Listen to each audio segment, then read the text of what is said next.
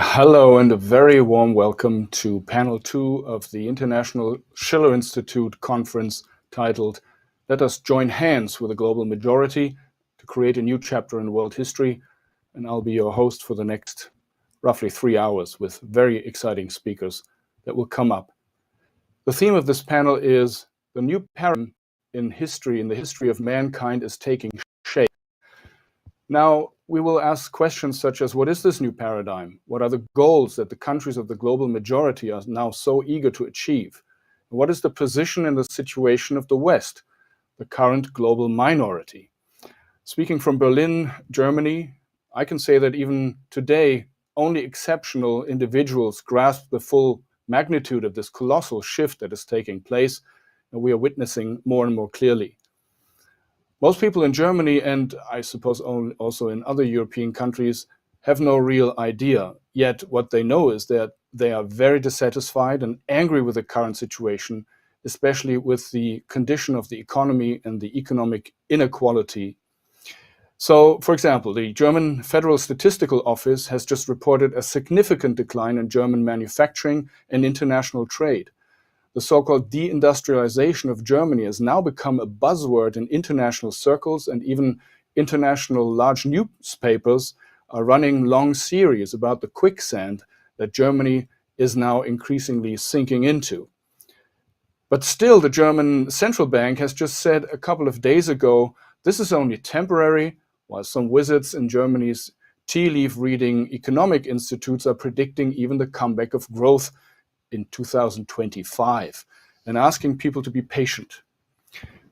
So this whole tectonic shift that the BRICS and the BRICS plus 6 represent has been completely downplayed as a meeting of some kind of an authoritarian club, and has already disappeared from the news pages altogether. The just concluded ASEAN summit was barely mentioned. I mean, the fact that the declaration of ASEAN leaders says that they want to be the epicenter of growth in the world, that should not be worth the biggest headline in the news of Europe. China is still the main engine of this development, despite the negative headlines in the West. The new Silk Road will celebrate its 10th anniversary at the Third Belt and Road Forum in Beijing next month. Europe still has no complementary program, but is instead pursuing the disastrous Green Deal or Global Gateway, which is basically the same policy, which will only feed the coffers of the banksters. And the sanctions have completely backfired, and not only just against Russia, but also against China. This has come as a severe shock just in recent days. For example, as US Commerce Secretary Gina Raimondi visited China, the high-tech company Huawei released a flagship smartphone with a domestic chip equal or even better than Western ones, despite the toughest sanctions ever imposed by the US government. And meanwhile, the CEO of a Chinese electric car manufacturer called Build Your Dreams, Omen est Nomen, BYD, announced in Munich at the International Automobile Expo that it would become the non-foreign car company in Germany. His appearance was described by the Western and German media as kind of boastful, sometimes hubristic, but it represents really the new confidence of Chinese companies in the markets that were once the exclusive domain of the West. And BYD has already taken over Volkswagen in China. But these are not isolated phenomena I want to talk about. It has not yet sunk in, but the world is on a new, exciting, different trajectory. The only chance the West has is to stop seeing this as a systemic rivalry, to be fought, and to work together and cooperate. And this is really the goal of the conference series that the Schiller Institute has initiated, that there should not be a new system of blocks at odds with each other. The risk for civilization would increase and possibly lead to global chaos and annihilation. So we must build a new security and development architecture that will be the new home for all of humanity and all its nations and cultures. So to help us achieve this, we have some extraordinary speakers here today. I will introduce them as they come to the virtual podium. And after that, we will have plenty of time to take questions from you, the audience, which you can send to an email address, questions@schillerinstitute.com, or you can also write them in the live stream. It'll be picked up, or if you're joining us via the Zoom, you can use the Q&A chat there in any language you wish. So we will begin with some excerpts from a speech by the late US statesman, philosopher, and economist Lyndon LaRouche, entitled New Alternatives in the Face of the End of Globalization. This momentous speech was delivered on November 5th, 2002, at the Autonomous University of the state of Coahuila in Mexico. Using Latin America as an example, LaRouche talks about the nature of the systemic crisis and how a successful solution can be built around a new development paradigm, including the Silk Road economic corridors, which he mentions, and a cultural and scientific paradigm shift. If Mr. LaRouche were alive today, he would have celebrated his 101st birthday yesterday on September the 8th. His work is currently being published in its entirety by the LaRouche Legacy Foundation, whose archive you can visit at its website, larouchelibrary.org. The mission of this library is to provide a searchable database of the complete works of Lyndon LaRouche, his writings, videos, photos, sound recordings, and much more. And recently, a publisher has released the first Italian version of the book No Limits to Growth. And this is the nice cover of this book. Okay, so without further ado, I would like to give you Lyndon LaRouche, scientist and economist, and his video presentation.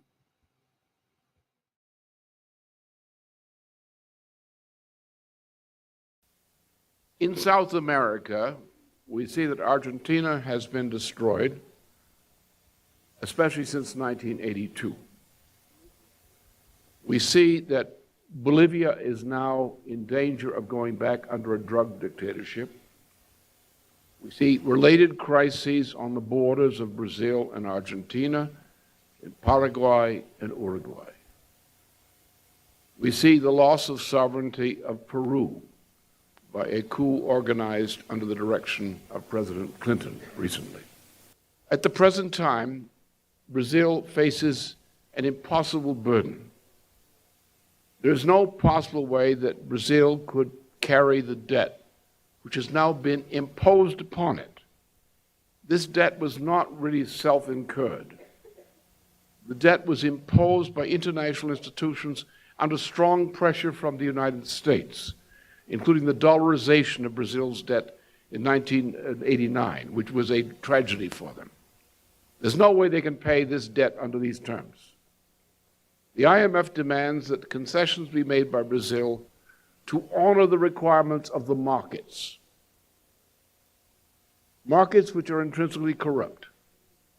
JP Morgan, Chase, and Citibank are implicitly bankrupt. And but for the power of the United States as a physical power, they would be bankrupt. They have no hope for the future under their present conditions. This is true of the banking system of the United States in general. The Federal Reserve System of the United States today is bankrupt in fact, and is sustained only by the political power of the United States. The banking systems of Europe are bankrupt. The central banking systems are bankrupt. And this is a condition through much of the world.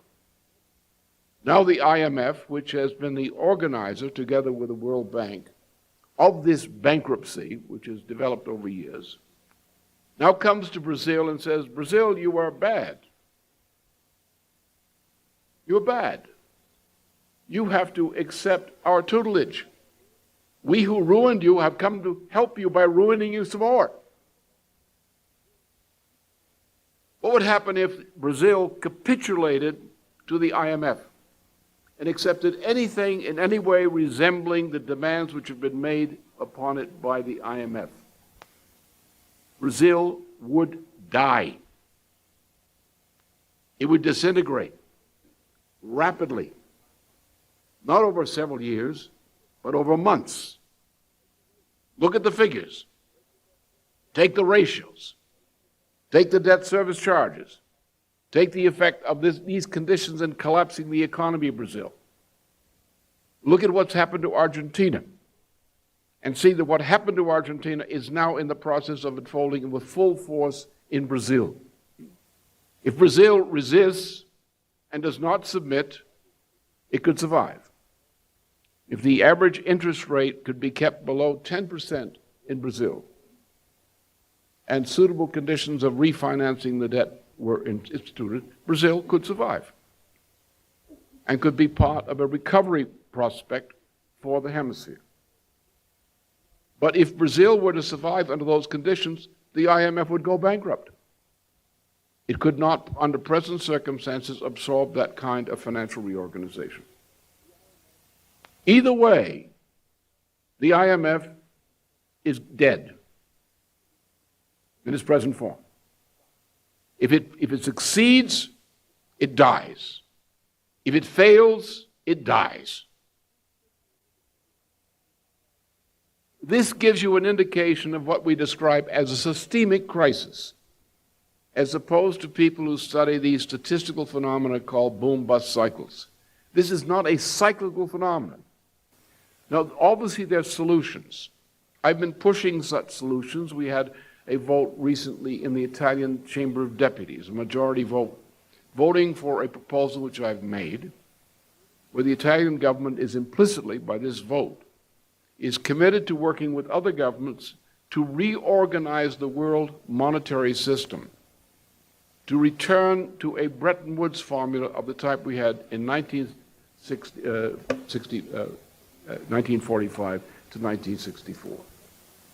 To use that model, fix exchange rates, protectionist system, to promote production, and similar kinds of programs to ensure that we get back on a growth pattern again.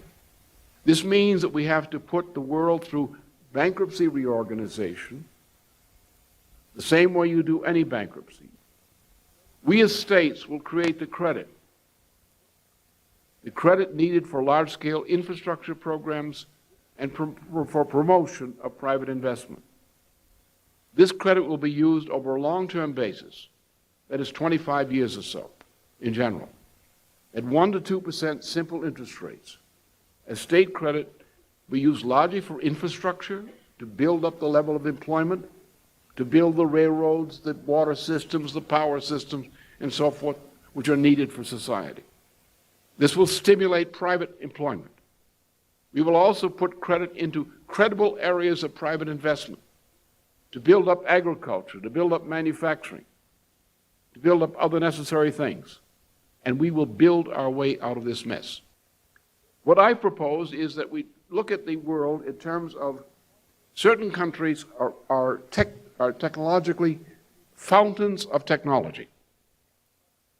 Within other countries, including China and India, which are not prosperous countries relatively, there are also fountains of technological progress. Certain industries, certain techniques they have, but not enough to meet the total needs of their population. Our proposal was that we take these areas of Eurasia,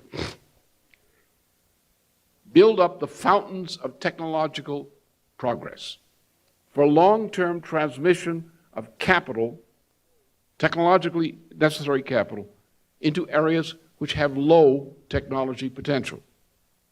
And thus take areas like the interior of China, as opposed to the coastal area, and of other countries, and begin to build these up in terms of their productivity over a generation or so. That on this basis, by long-term credit, on a 25-year basis or in that order, we can create and extend credit to fund the flow of high technology exports from those areas which are fountains of technology into countries which are in desperate need of this technological infusion. And we can organize it in such a way that when comes 25 years from now, they will be able to buy their way out of what we advanced as credit to them. I proposed, in 1992 and so forth, and these countries came to accept what I call the Eurasian land bridge. But today we have new technologies, and what I propose is the creation of development corridors from areas such as Rotterdam in Europe to places like Busan, the tip of Korea, and the other side of Asia. These development corridors would run across the northern part through Russia, Kazakhstan, through the central part into China and Central Asia, and a southern part along the coast of the Indian Ocean, India and so forth, into China and so forth by those routes. These development corridors, which would be 50 to 100 kilometers in width, that is, they would incorporate mainline transportation, water management routes, power generation and distribution centers, and thus create industrial centers and agricultural centers along areas that are largely today undeveloped or wasteland. And by crisscrossing an area which is largely wasteland, which contains the greatest concentration of mineral resources of this planet of any part of the world, North and Central Asia, we would transform this into an area of growth for all Asia. This program is now being put into effect, stepwise, gradually.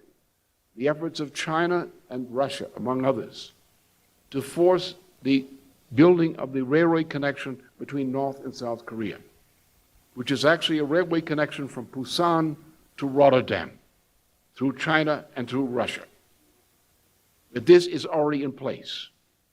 The problem is getting people to accept, and governments in particular, the fact that this is a bankrupt system, that is hopeless under this system. Don't try to adapt to the system, replace the system. How do you do it? The authority of government, of a sovereign government, a group of sovereign governments. Groups of sovereign governments will put their banking systems into bankruptcy reorganization, create a new system of effectively national banking under national government, mobilize credit, reorganize to protect the general welfare, to maintain stability, to promote full employment, to find areas of growth in which credit can be concentrated, both in the public sector, in infrastructure, and in the private sector. Only governments can do that. That is the sovereign power of government as a true sovereign. Therefore, you must build up the base of the economy, and 50% of any modern economy is competently devised. 50% is investment in infrastructure, not in production. Transportation, power generation and distribution, water distribution and management, sanitation, healthcare systems, educational systems. These are the gut of economy. Libraries, access to this kind of thing, are an essential part of the productive power of labor. The ability to transmit goods efficiently and quickly on a large scale in any area, to go from one place to the other. These are the essentials, and we've lost that sight. My specialty in this area, of course, is what I've concentrated on all these years, is physical economy. Financial economy is nothing. Accounting is nothing. Let's connect the dots. That doesn't require any scientific skill whatsoever. What's required is to understand how we invest in a combination of infrastructure and other things to get this effect of this multi-generational progress, increase in productive powers of labor.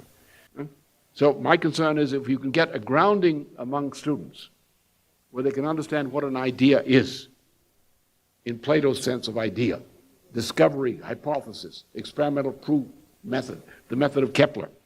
Once you know what an idea is, pick with a physical scientific idea, because that's the easy one to demonstrate.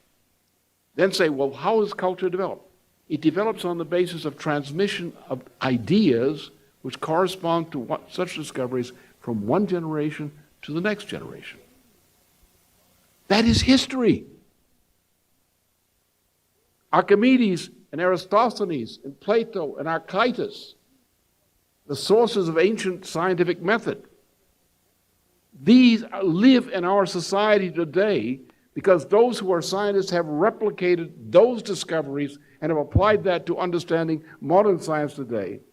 And therefore, the transmission of culture across thousands of years to the present is a result of understanding what an idea is and the importance through educational and related processes of transmitting that idea from one generation to the next, with the result that you have a generation which emerges which has more power per capita in respect to the universe than the previous generation. That is culture.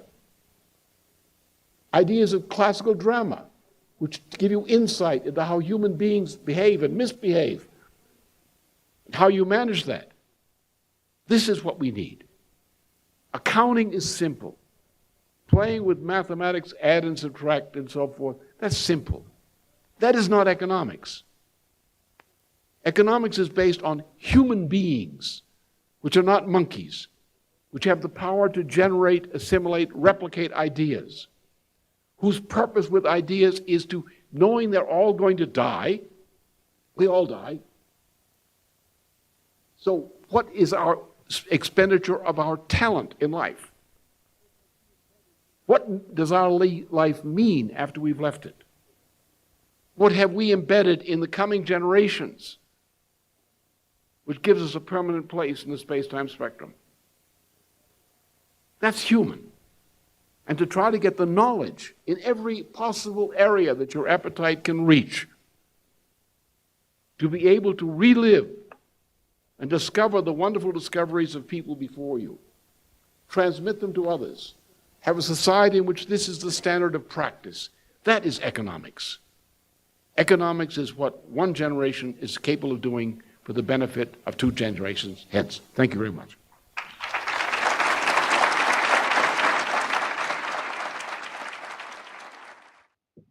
What you saw was a presentation by the late American scientist and economist Lyndon LaRouche, a speech he gave on November the 5th, 2002 at the Autonomous University in Mexico. Next coming up is Dennis Small from the Schiller Institute in the United States, and his presentation is called An Emergency Program to Save Argentina, the newest member of the BRICS. Sometimes history moves far more rapidly than people expect, including people who are leading protagonists in the development of that history. And it's sometimes more rapidly than people wish that it would move.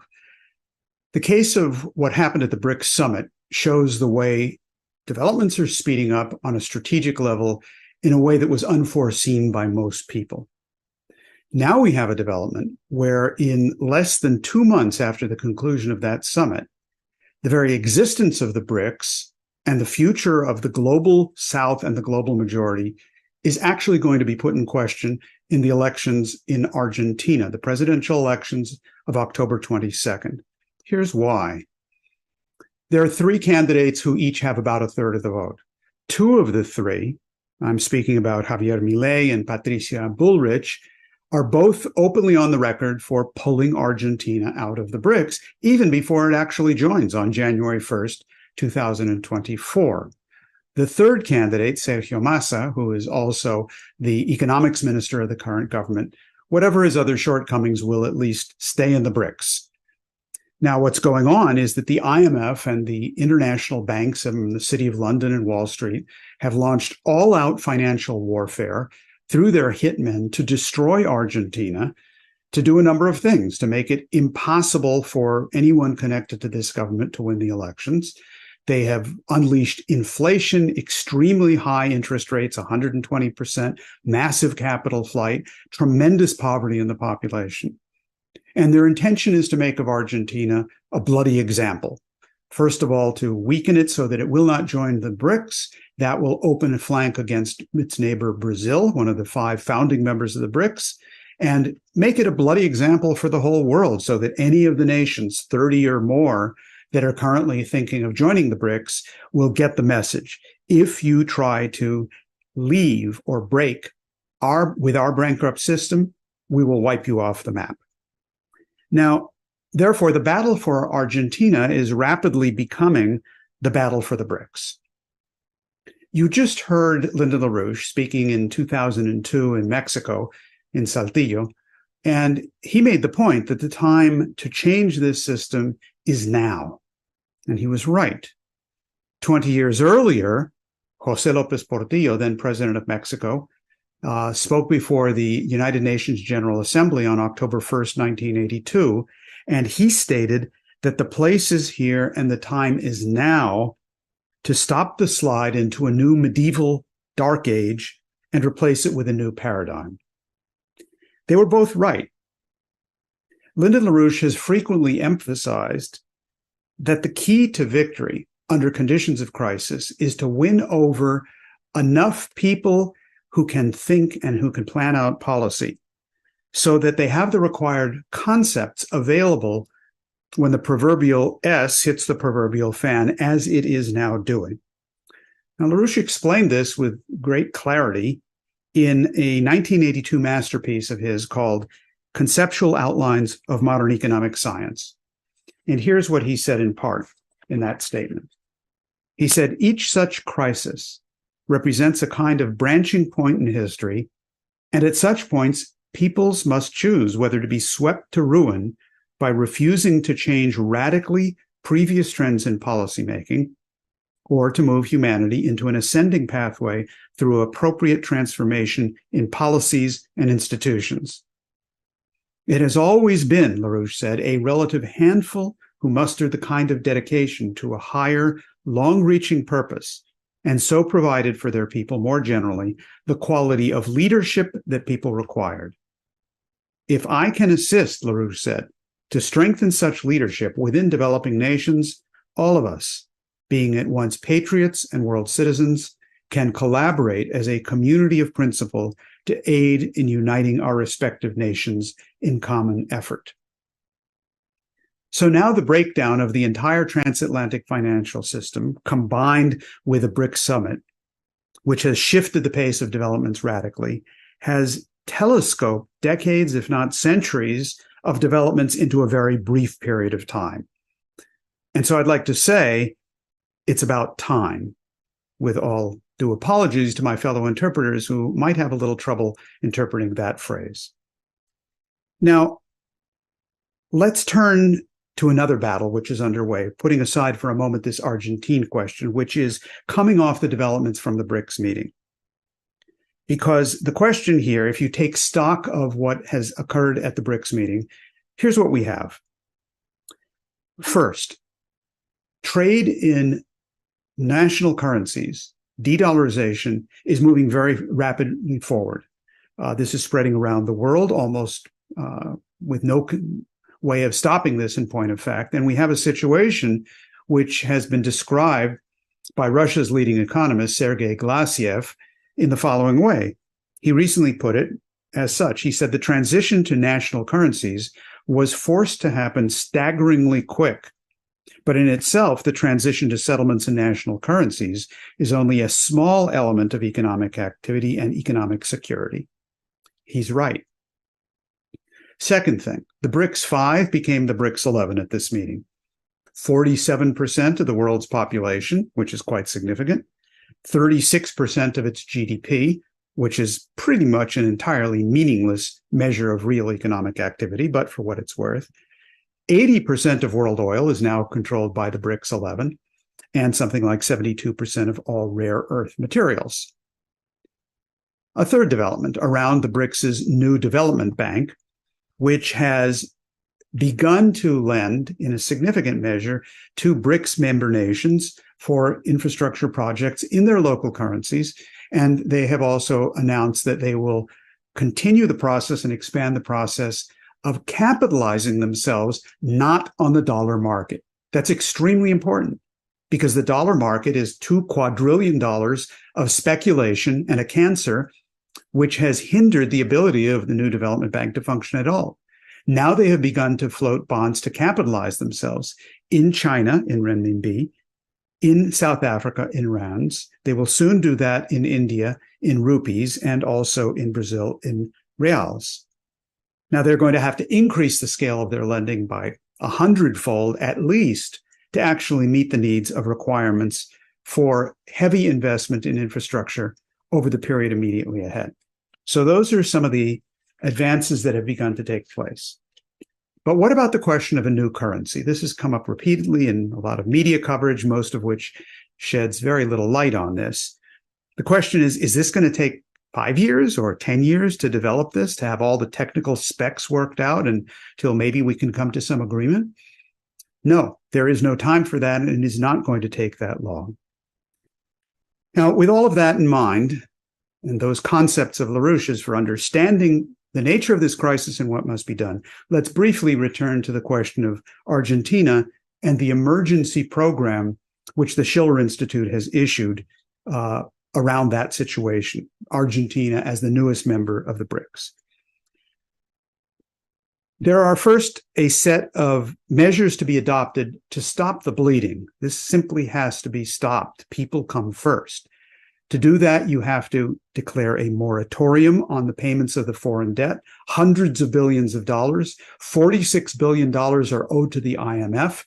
Argentina is the largest debtor of the IMFs. Argentina has paid its debt over and over and over again.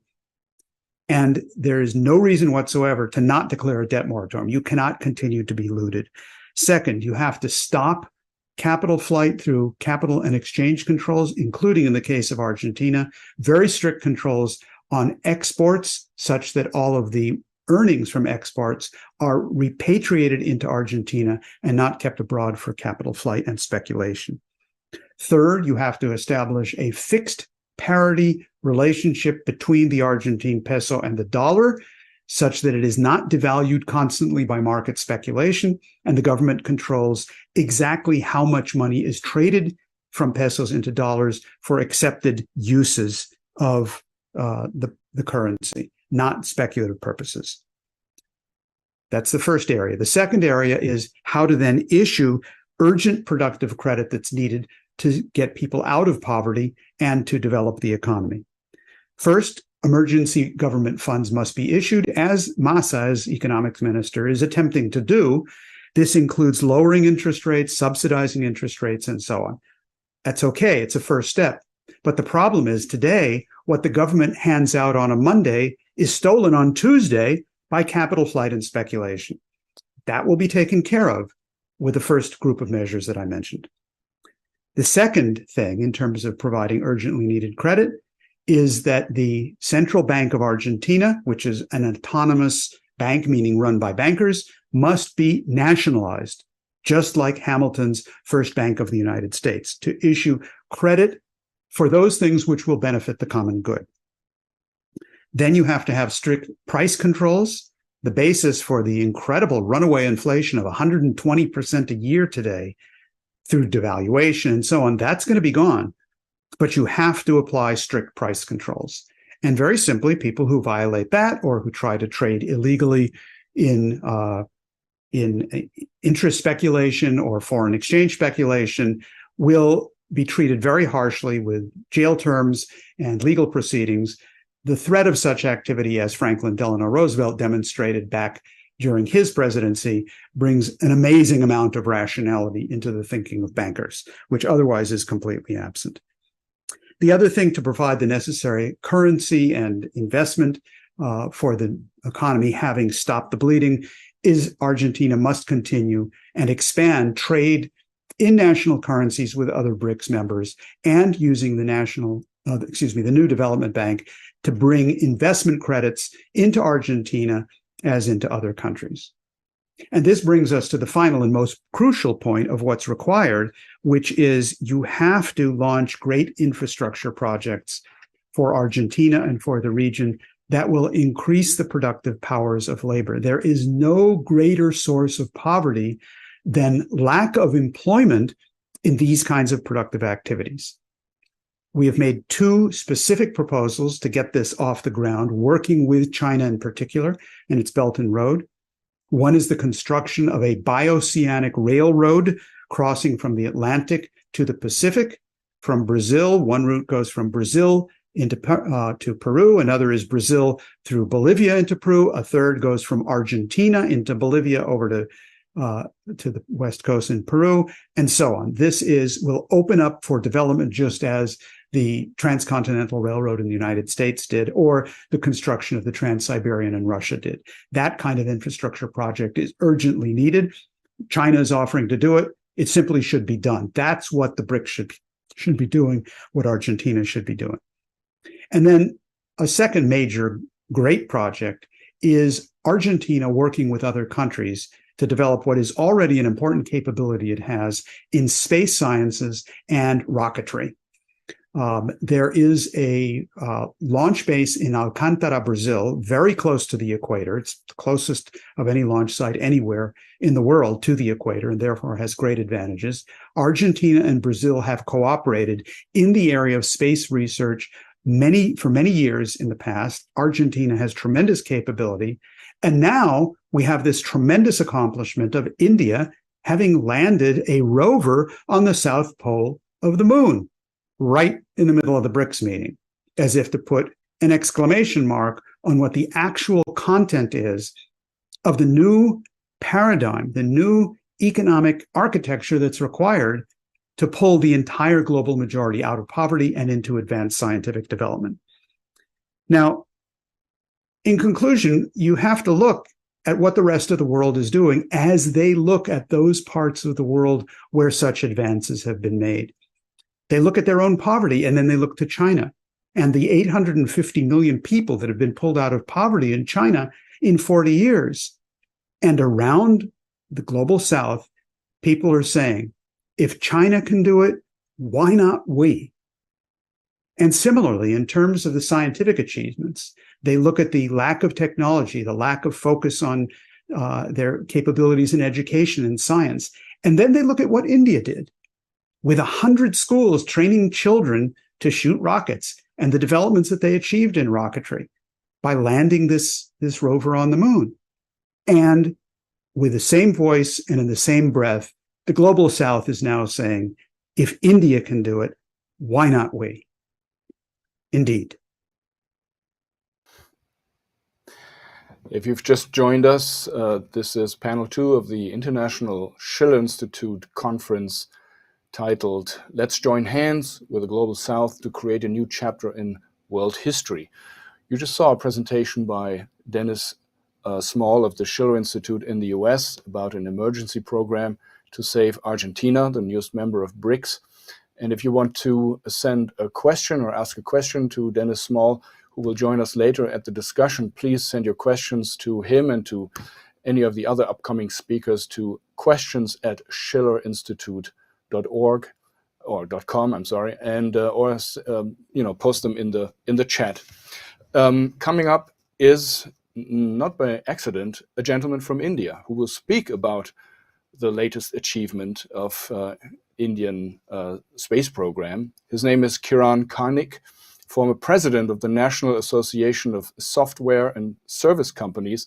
He worked for 20 years at the Indian Space Research Organization, ISRO, and his presentation is called India and Chandrayaan-3, the Global South as Protagonist. Good evening.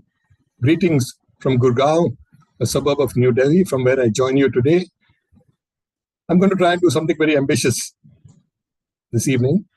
I'm going to try to convey and compress the vastness of space, vast both literally and metaphorically, into a 12, 13-minute conversation with you, sharing ideas about India's space program, where it started, where it's going, very briefly, but more important, looking at where the whole space adventure is going. A lot of this has been triggered, and particularly recent interest, most certainly in India, but around the world, by, in some sense, you might call it return to the moon. After the heady days of the 60s and 70s, where there was a lot of competition between the then Soviet Union and the US of getting to the moon, landing there, planting your flag, so to say, and those were driven a great deal by the Cold War, as we all know. But there was a lot of excitement about space and new discoveries. A lot of science was being done. After that, there was a break for quite some years when the moon and space did not appear as much in the public mind or in exciting people about what is happening. But in recent years, we are back again for a number of reasons, which I will touch on.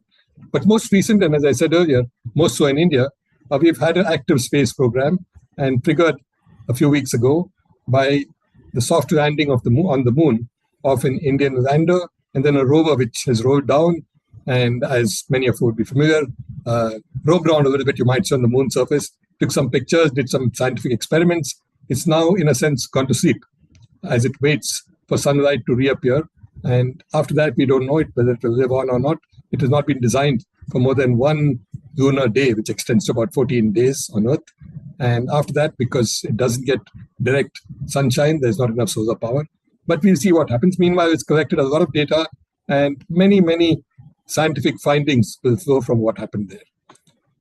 But back to the beginning a bit. The Indian space program, and I do want to say a few words on this, began in the early 60s with really an interest in looking at the science of space. It was driven by people who were interested in studying cosmic rays and coming out from space, and therefore of space itself. An ambitious program for a country of India's size, economic size, particularly in those days, was mounted to launch sounding rockets. And being on the magnetic equator, India had special advantages from a science point of view. Many of these collected invaluable scientific data, which has gone into a lot of research papers built on what others did, and others are built on it. But the program very soon began to take a different kind of shape, driven by a philosophy which was rather different from what drove many programs elsewhere.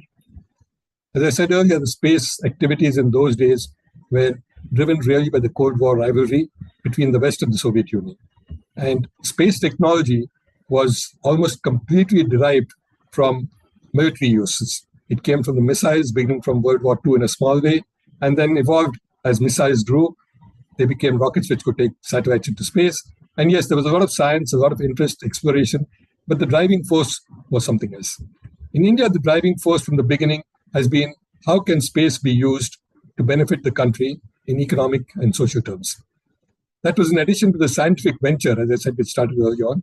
So you might say it stood on two legs. First, scientific exploration on a continuing basis, looking at the many unknowns and trying to find out the many things that space hides, you might say, and reveals as we go up there.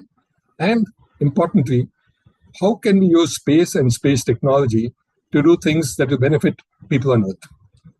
And this in many ways was very well summarized and articulated by someone who has long been recognized as the founder of India's space program, Dr. Vikram Sarabhai. One of the things he said, and I quote now, is that we are convinced that if we are to play a meaningful role nationally and in the community of nations, we must be second to none in the application of advanced technologies to the real problems of man and society. And that was his focus and the focus of the space program. What do we need to do that will help man and society, as he put it?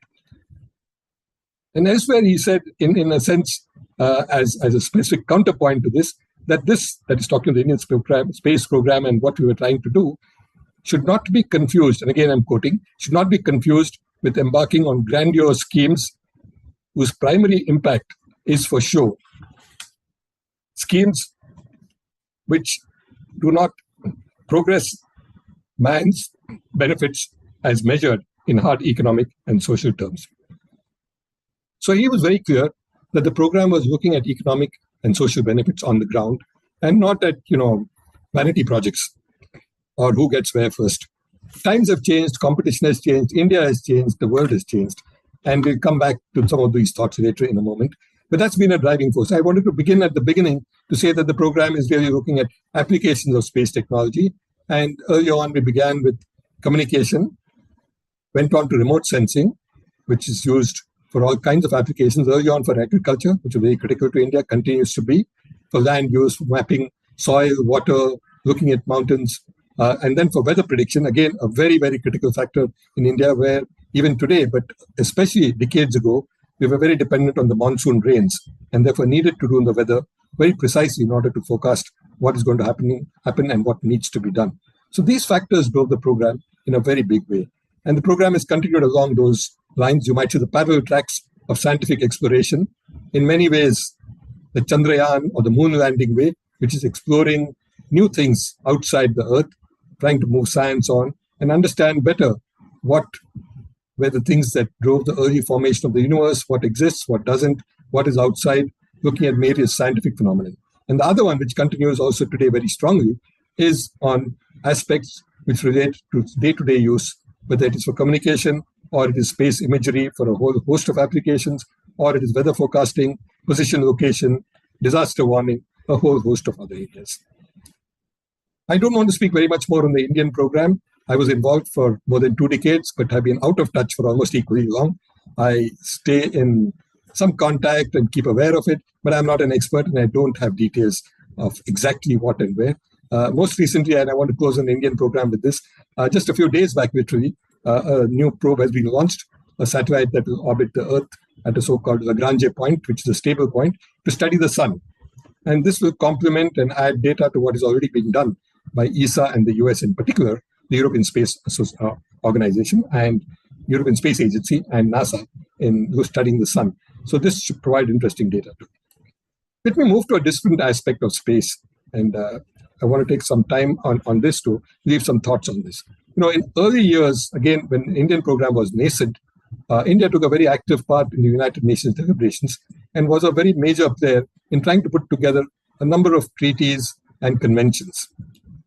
Even at the peak of the Cold War, it's a very, very good sign that Russians and the Soviet Union, then to repeat, and the West cooperated, and we were able to get through some really exciting thoughts and treaties, like the Outer Space Treaty, the Moon Treaty. Both these are very important because they do 2 or 3 important things. One is they prohibit the use of space for deploying weapons of mass destruction. Now, in retrospect, you might say it's a pity it referred only to weapons of mass destruction and not to other weapons, but yet that itself was progress. So deploying any weapons of mass destruction in space is prohibited. Second, it put forth the concept of common heritage of mankind, a concept that's used for the open seas and for the Antarctica. And interpretations of that may, somewhat unfortunately, according to me, vary, but it recognizes that outer space and the planets, including the moon, are in some way the common heritage of mankind. And whatever is done there must benefit humanity as a whole. It is, in a sense, part of what you might call the global commons. And this very concept of what is global commons and what is the common heritage of mankind is implanted there, but as I said, interpretations vary. And a few comments on that in just a moment. But these treaties were important, and they took forward cooperation in space between nations, cooperation in terms of a whole host of scientific and other factors, despite the continuing competition, particularly in the military arena. In recent years, this kind of cooperation has vastly decreased. I spoke earlier about the moon and exploration of the moon, scientific missions there. And already you begin to see this, that there are 2 parallel, you might say, groups or camps emerging. There is an Artemis agreement, which the US has initiated, which has been signed by a number of countries, mainly Western countries. India has recently become a member of that. The other is mainly a Russia and China-driven attempt called the International Lunar Space Station. The idea, again, is a cooperative space station on the moon for exploration and science. So we already begin to see that even in science, unlike in the past, where examples like the International Space Station were outstanding examples of international cooperation, and they continue even today, incidentally, where both the Russians and the Americans work together. There have been some recent problems, but they continue nevertheless. These seem to be increasingly falling by the wayside, and a much more competitive spirit is taking hold of things, where people are beginning to compete even with science. In this area, a positive development very recently has been the BRICS meeting in Johannesburg, where there was some discussion on space, and India put forth the concept of the possibility of a consortium for space exploration, starting with a BRICS cooperative arrangement, but hopefully expanding much wider than that. As many of you would know, BRICS itself is expanding beyond the 5 countries whose initials give it the name it carries, much more, and already 6 more have been added. Many more are waiting to join. So it can become something substantial, where a consortium for space exploration can become a truly global effort once more. And that's something that I find very exciting. There are other attempts to try and bring greater cooperation and collaboration, but we have to see where they go. In the midst of this, what is concerning is the increasing role of space and so-called space assets for military purposes. In the Ukraine war, we have seen a tremendous amount of use of space technology for doing all kinds of things.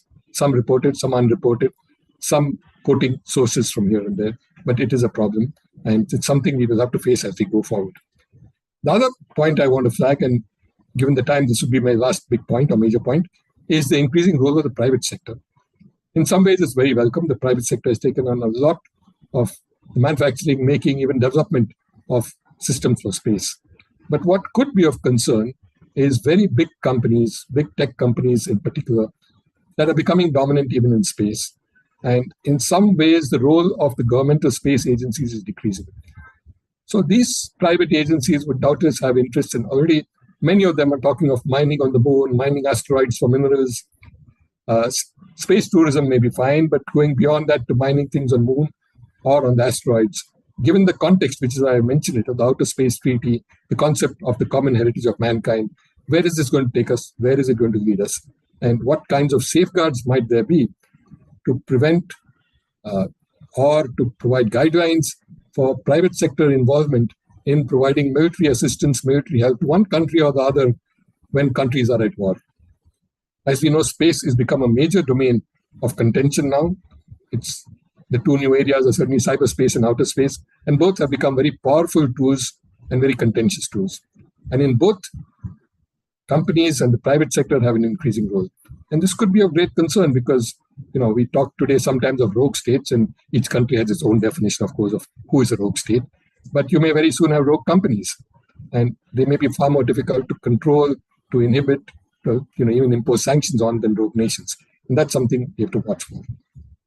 Finally, let me end again at the point where I was starting in terms of, man and his adventure into space.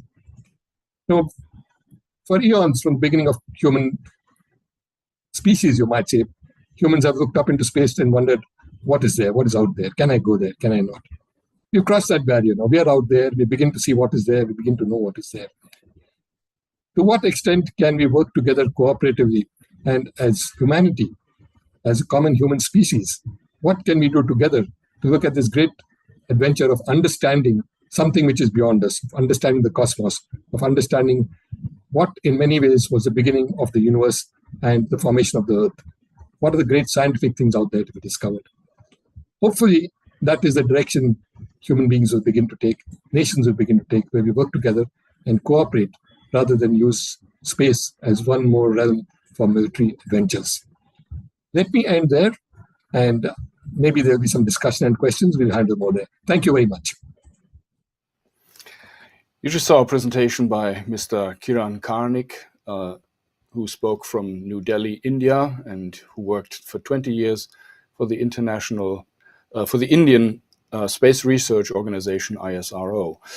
As he had just announced, he will be joining us at the Q&A sessions, so send your questions in. I will definitely tell you now the right email address. I made some confusions. questions@schillerinstitute.org. I repeat, questions@schillerinstitute.org.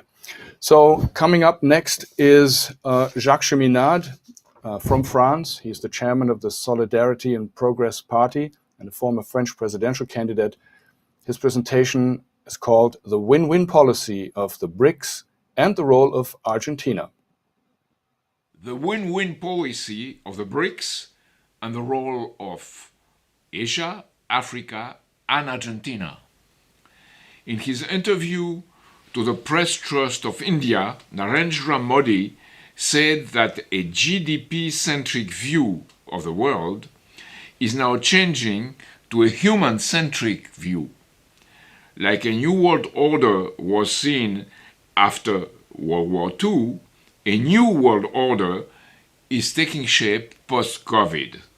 For a long time, India was perceived as a nation of over 1 billion hungry stomachs.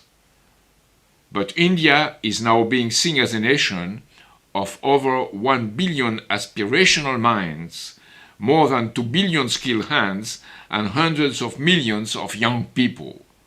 Indians who are living in this era have a great chance to lay a foundation for growth that will be remembered for the next 1,000 years. Modi also stressed that the success of Chandrayaan-3 is not only a success for India, but for the whole humanity. I start from this very optimistic view, humanly, economically, and socially, as an example of the spirit of the BRICS, inspired itself by the spirit of the Bandung non-aligned movement, but going now much, much further as a secular millennial process of change.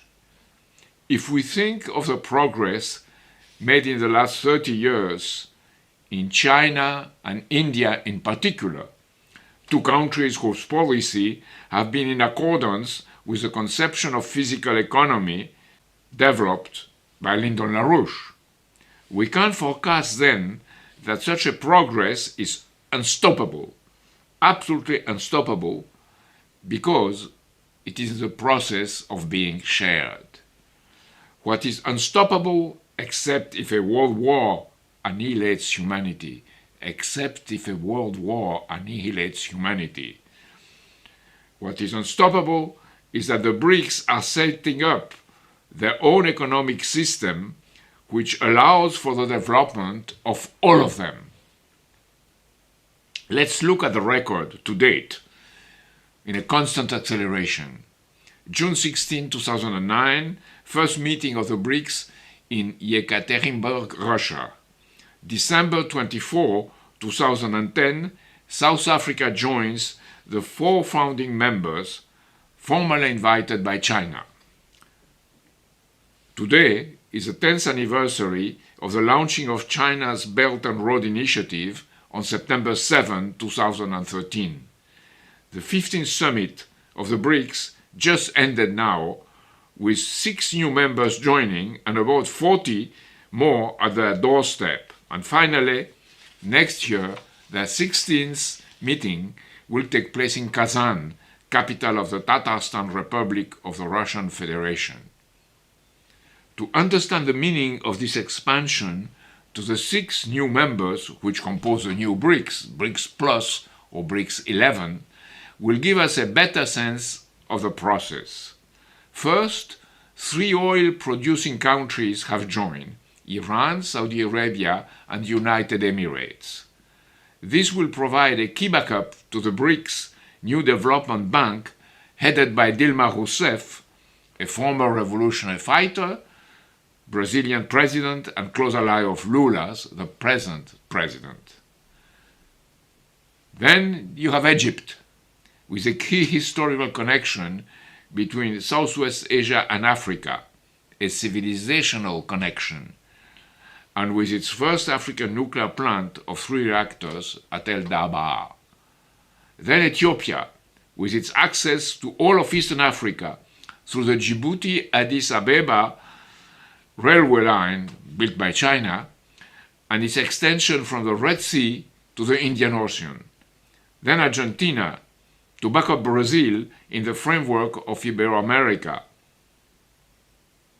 A very well thought out combination, extended now to the whole world. Let's now take the cases of Africa and Argentina. Ethiopia was described in the West as a hopeless case, with an ethnical warfare domestically and an insolvable historical war with Eritrea. Through the Chinese mediation and integration within the BRICS, a hope for an inclusive connecting future has been established, in the same way that China arranged an agreement between Saudi Arabia and Iran. The declaration of the Eritrean president Isaias Afwerki at the recent St. Petersburg Russia-Africa summit exemplifies a determination for a common development and cooperation. I am convinced that the situation of the French former colonies of Western Africa can be solved in a similar framework and frame of mind, with a Pan-African context, within a Pan-African context, and of course, a shift of thinking and acting in France itself, out from the valley of the colonizers clueless, or the clueless colonizers. Now let's look at the role of Argentina. Lyndon LaRouche had defined in his 1982 Operation Juarez a platform of development for the whole of Iberoamerica, starting from Mexico at the demand of President López Portillo. His policy which was then defined at the United Nations as that of the debt bomb, was derailed under the pressure of US banks and the Malvinas War launched by the British. Today, the same forces are strangling Argentina, are strangling the Argentinian government, both from the outside, through the International Monetary Fund debt, and from inside, by promoting presidential candidates of the Bolsonaro or the Linsky brand, corrupted liberalism veering into fascism. Dennis Small has just told us about his Schiller Institute emergency program to save Argentina, the newest member of the BRICS, inspired by Operation Juarez. Being myself born in Argentina, I want to stress here that this is not the old story once again. The very fact of the inclusion of Argentina within the BRICS changes completely the rules of the game, provided we mobilize our forces behind the cause of its national sovereignty and dignity. We are not in 1982, but in 2023, a year of hope. Beyond the United States and Russia, only 2 other countries have successfully landed a rover on the moon: China and now India. Despite the competence of these scientists, the European Space Agency, the ESA, has failed because of the greedy selfishness of the so-called united European politicians. China put a rover on Mars at its first trial after having succeeded not only to get 900 billion human beings out of extreme poverty and having reached an average life expectancy longer than that in the United States. Argentina alone cannot solve its dilemma, but as a part of the new world order defined by the BRICS, it can escape from the financial destructive grip. Let's make 3 points. First, the global north claim that the BRICS are not a unit, that China and India have border feuds and doubts about each other. At the G20 that will meet this weekend, the Western media and politicians comment about the fact that Putin and Xi Jinping are not going to attend under Modi's presidency. As for China and India, if you look at what Modi and Xi Jinping are saying, and not what is peddled by the Western media, they share a common interest in their respective development.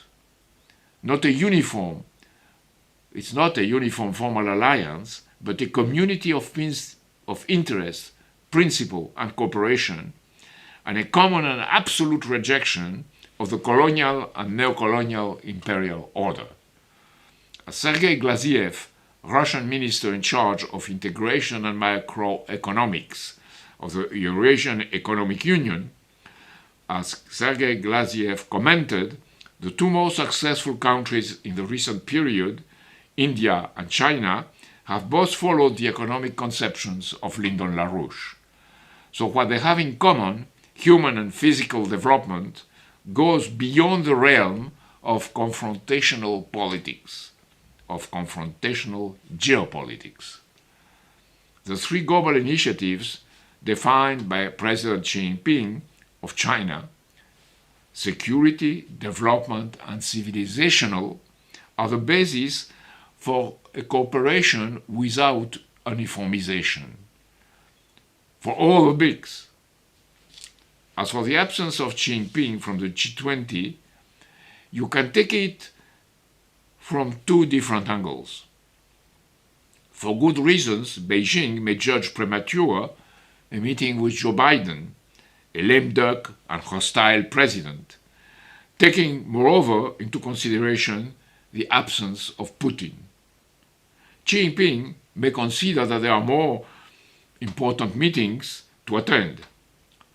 But I must add that the next two presidencies of the G20 are Brazil in 2024 and then South Africa in 2025.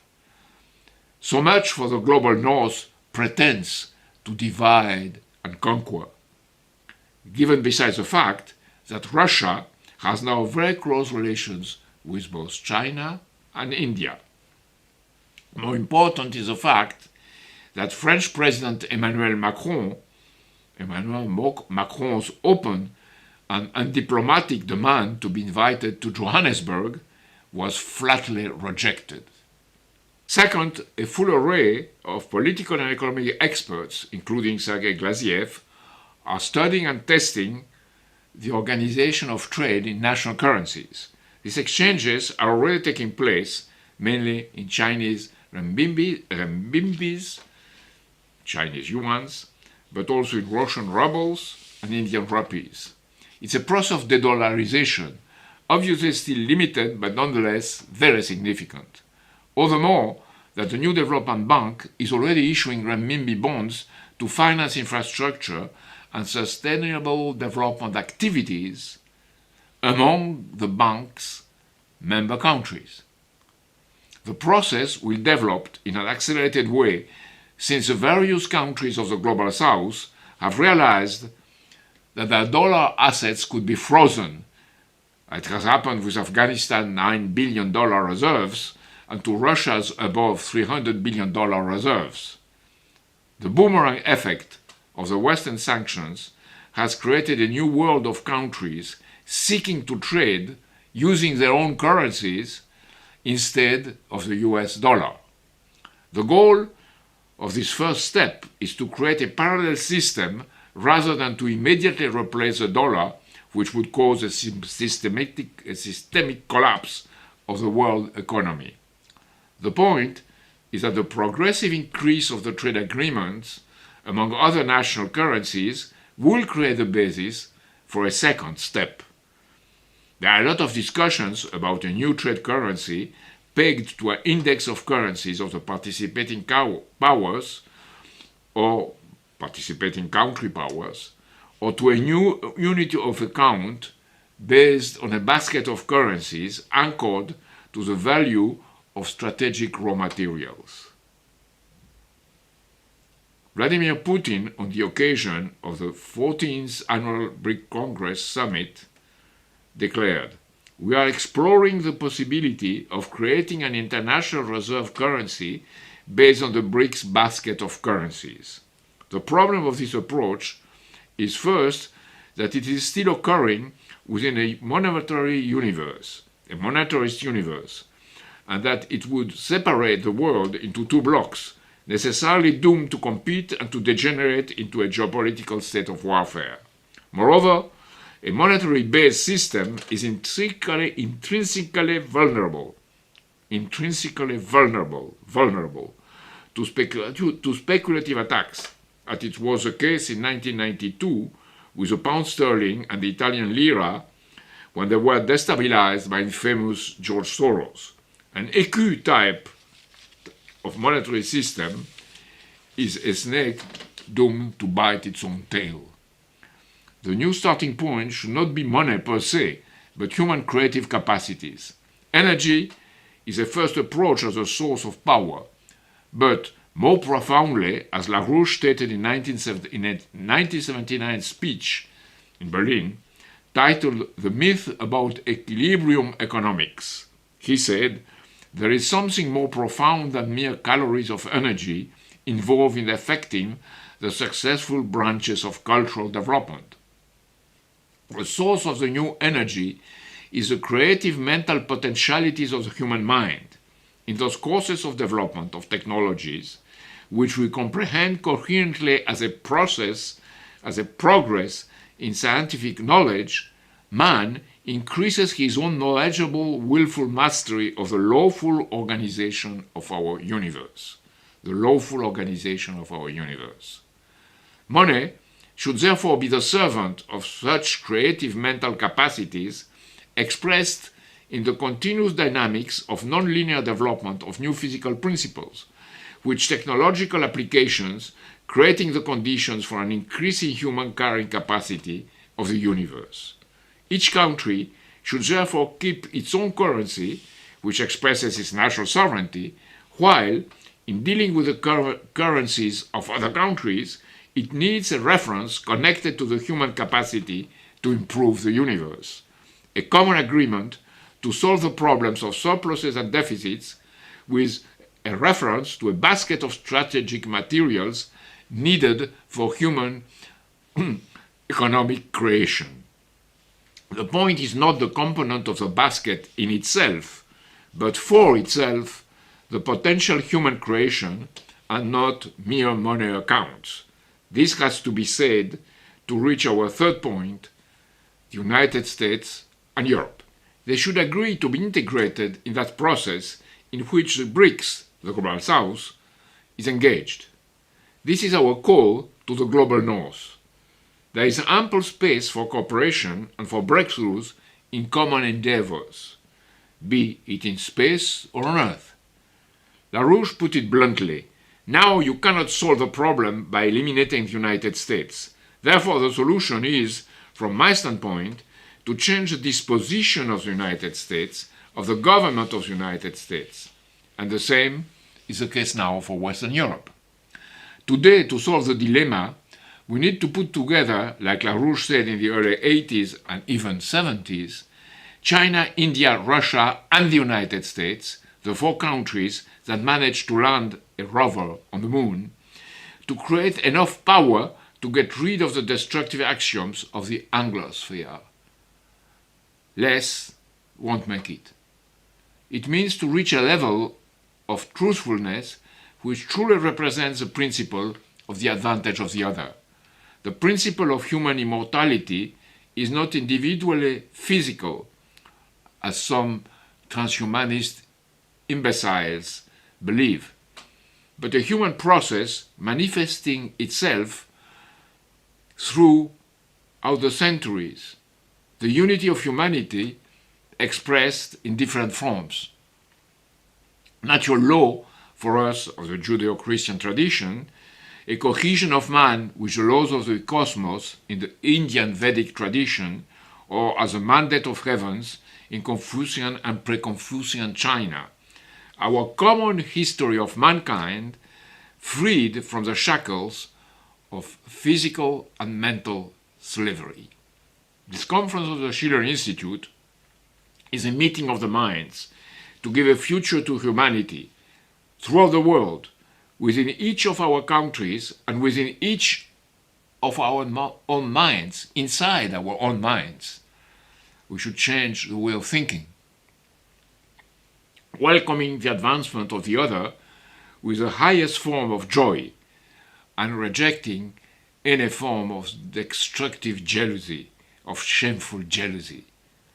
To meet this challenge, in France and Argentina, two of the more victimized countries following World War II, self-victimized because of their coward subversions to the enemies of sovereignty, is a great task to undertake within the BRICS and in France as well, seeking inspiration in our Free French tradition and in that of the liberations of America, los libertadores. Both our countries are falling from very high, now more than 40%, and I think it's reaching now 60%, of the Argentinians are under the poverty line, and 35% of the French cannot afford 3 meals per day.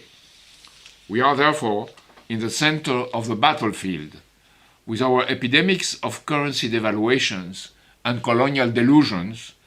We have no excuse to ignore that money is an idiot and its servants criminals. You saw a presentation by Jacques Cheminade, the chairman of Solidarité Progrès and former presidential candidate in France, about a win-win policy of the BRICS, China and Argentina. And the next presentation will be by a gentleman who will also speak to us from a BRICS country, namely South Africa. His name is Professor David Monyae. He's the director of the Center of Africa-China Studies at the University of Johannesburg, South Africa. His presentation is called The Future of Africa, China, and the BRICS. It gives me a great pleasure to join you all, and let me take the opportunity to thank the organizers for putting up this wonderful seminar. We're looking forward to the discussions. My focus specifically, my name is Professor David Monyae. I am the director for the Center for Africa-China Studies at University of Johannesburg in South Africa. My focus will be looking at BRICS. Why BRICS? Why do we need it? What's the focus of BRICS? And I would then focus into where BRICS is going and how does it affect global relations. And more importantly, given the fact that China is the biggest BRIC, constituting almost 60 to 70% of the entire BRICS GDP. Focus on China in terms of China, Africa, and my own country, South Africa, in Africa, the relation with China. And I'll focus much more in that part on the infrastructure development and the relation with other developed countries. Firstly, our understanding of BRICS has to be put into a context that in the post-1945 world order, it was an order defined by United States and Western countries, and most of the African countries besides South Africa were not present in the formation of this order. They became latecomers, and therefore they are rule receivers, not rule makers. Everything was done in a way that advantaged Western countries. In 1955, I think we saw the very first meeting of the developed countries, African and Asian countries. They met in Indonesia on a major summit, the Bandung Conference of 1955. I think for the very first time, we had the grievances of the developing world. What were their grievances? The grievances were very simple, that they want to see reform of the international order in which these developing countries are taken seriously. There is justice in terms of distribution of resources, cooperation, transfer of technology, and a number of people-to-people issues that were raised in the communique of 1955, the Bandung Conference. So these were major grievances that developing countries thought that the international order at that time, 10 years into the end of Second World War, they needed to see a transformation of this order and them becoming active participation into that order and making that order more democratic, transparent, and representing all continents in a way. As we have witnessed since 1955, we did not see any movement in terms of the developed countries reaching out, understanding and change and meet the developing world communique of 1955. We saw the rise of yet another grouping that is quite important just for us to have a much more clearer context. Where does BRICS come from? In 1961, we had the non-alignment movement established in a very same context of end of Cold War. They are countries that did not want to be bogged down in a Cold War in favor of either the United States or the then Soviet Union. And that in itself, the bulk of these countries were developing countries. And you could see similarities of the Bandung right straight to non-alignment movement of 1961 in terms of the grievances of the developing world. A third formation is the group of 77 plus China within the United Nations itself. It was very strong, raising more or less similar issues. However, in 2010, we then saw the rise prominently of the BRICS, formally established in 2009, and South Africa joining in 2010. Brazil, Russia, India, China, and then South Africa. These countries also came from the global south, and their main issues at a global order were similar with the ones that I've already laid out.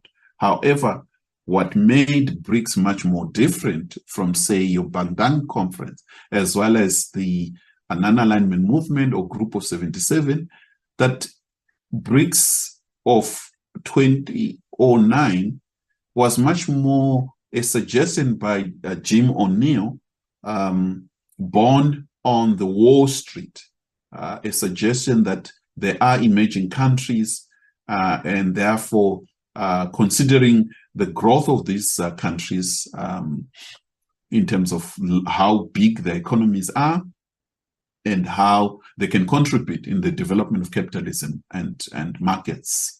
And it was seen in those terms, in a neoliberal approach. However, the inclusion of South Africa and later now, 2023, the 15th BRIC that took place in Sandton, Johannesburg, South Africa, breaking away from your Jim O'Neill conception of what we understand as BRICS. While Jim O'Neill's conception was much more Western Wall Street and thinking in terms of markets, individualistic Western norms and values of markets, the BRICS that is emerging now is a BRICS that is contrary to that. It's a BRICS that looks far beyond the strength of the economy. Yes, it's important how big your economy is to be a member, but it also looked at people to people. It looks at issues of development. It's state-centric development, aiding people, issues of democratization and representation. It's a direct response to these very same grievances of developing world, that these countries organize themselves and operating, since they are also members of G20, with the meeting that is taking place in India now, with climate change summits, COP28 that is coming up, as well as 1826 of this month, we're going to have United Nations General Assembly gathering in New York. We already see that BRICS countries are increasingly becoming more powerful. They've added 6 more countries: Saudi Arabia, UAE, Egypt, Ethiopia, Argentina. And that in itself has changed the whole strength, legitimacy of BRICS, that it's becoming much more stronger. And it has already surpassed the G7 in terms of the strength of the economy, and the future of the world of capitalism resides more in the developing world, and BRICS countries will increasingly becoming more powerful. We are also going to see change, particularly when it comes to China, and most important country in terms of the size of its economy and the role that is increasing playing in the infrastructure development. And at a time when the West feels losing space, losing legitimacy, losing leverage that they had, particularly in Africa, where China is making inroads in infrastructure development and a number of other issues, we're going to see the anti-China when it comes to decoupling. And the other term that the developed countries are using is de-risking. This will have a huge implication, not just for the United States, for Europe as well, given the fact that the colonial powers in Africa are coming from Europe. And in recent months and weeks, we have seen endless coups in West Africa, Burkina Faso, Central Africa, Sudan, Gabon, and Mali, and terrorist issues peace and security becoming critical. So resource nationalism is on the rise, where these countries in Africa are arguing that they need more assistance and cooperation around infrastructure development. But more importantly, they do not want to sell only raw material. They want beneficiations of the raw material. And some of the critical minerals for the fourth industrial revolution, as we get into changing of economy, lithium is important, uranium is important, and these resources are found mainly in Africa. So Africa will become an important player, and you're going to see more competition between the developed countries, mainly with China and Russia. In the context of Russia-Ukraine war, the situation worsened with all talk about Wagner involvement on the African continent. There's going to be your early phase of a new Cold War that is approaching us. That is going to worsen the situation, where United States continues to look at Africa through the lenses of security instead of development. So these are some of the issues that Africans are arguing, that we need much more development, and you cannot separate development and security. Therefore, President Xi Jinping's view on global security initiative, global development initiative, and global civilization initiative are critical concepts that are appealing to more African countries and the developing world in dealing with this. Ladies and gentlemen, in conclusion, I would like to argue that there is room for cooperation. There is room of building bridges. When we talk about BRICS, we do not see BRICS as fighting the developed countries. I think it is going to play a complementary role, and therefore there is more room for Global South to meet the developing world halfway, find ways of doing that in a more peaceful, avoid the war approach, avoid dumping of weapons in these African countries, corruption that needs to be fought in Africa and everywhere else, where we need good governance. We need good governance and democracy, not just on the African continent. I think for Africa and most of the developing world wants to see democracy at the pinnacle of institutions of global governance, particularly the United Nations, that needs to transform, reformed in a way that involves the developing countries, that will answer some of the issues of climate, gender, inequality, poverty, disease, and lack of opportunities for all. I'd like to take this opportunity once again, thank you all, and look forward to meet some of you one-on-one when time permits. I thank you.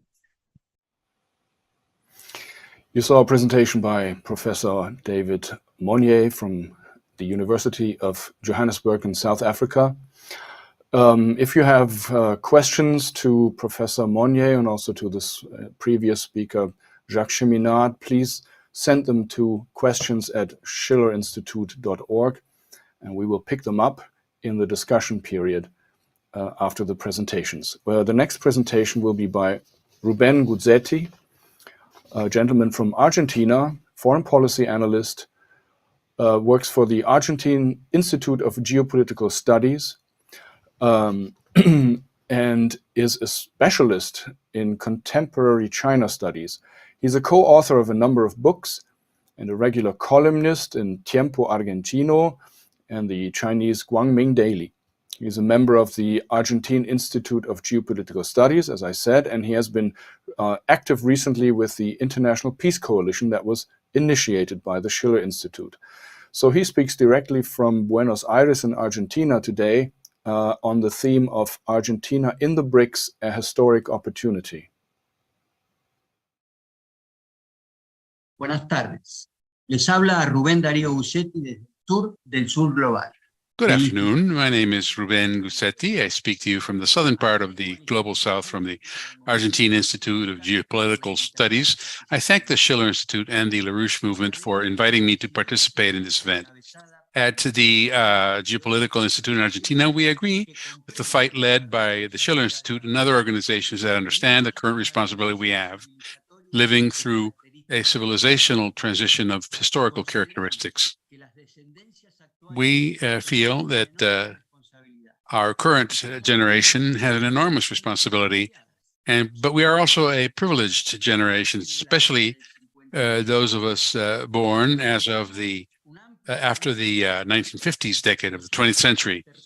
We are protagonists in a broad range of changes: the final death throes of the welfare state, the process of decolonization, the era of social revolutions, Cold War, British and American unipolarity, and now this new hope led by emerging countries based on the Chinese experience and the courage of the Russian people facing NATO, the armed wing of international financial power. We are convinced that we are on an irreversible path towards a new polycentric, multicultural world of development and cooperation.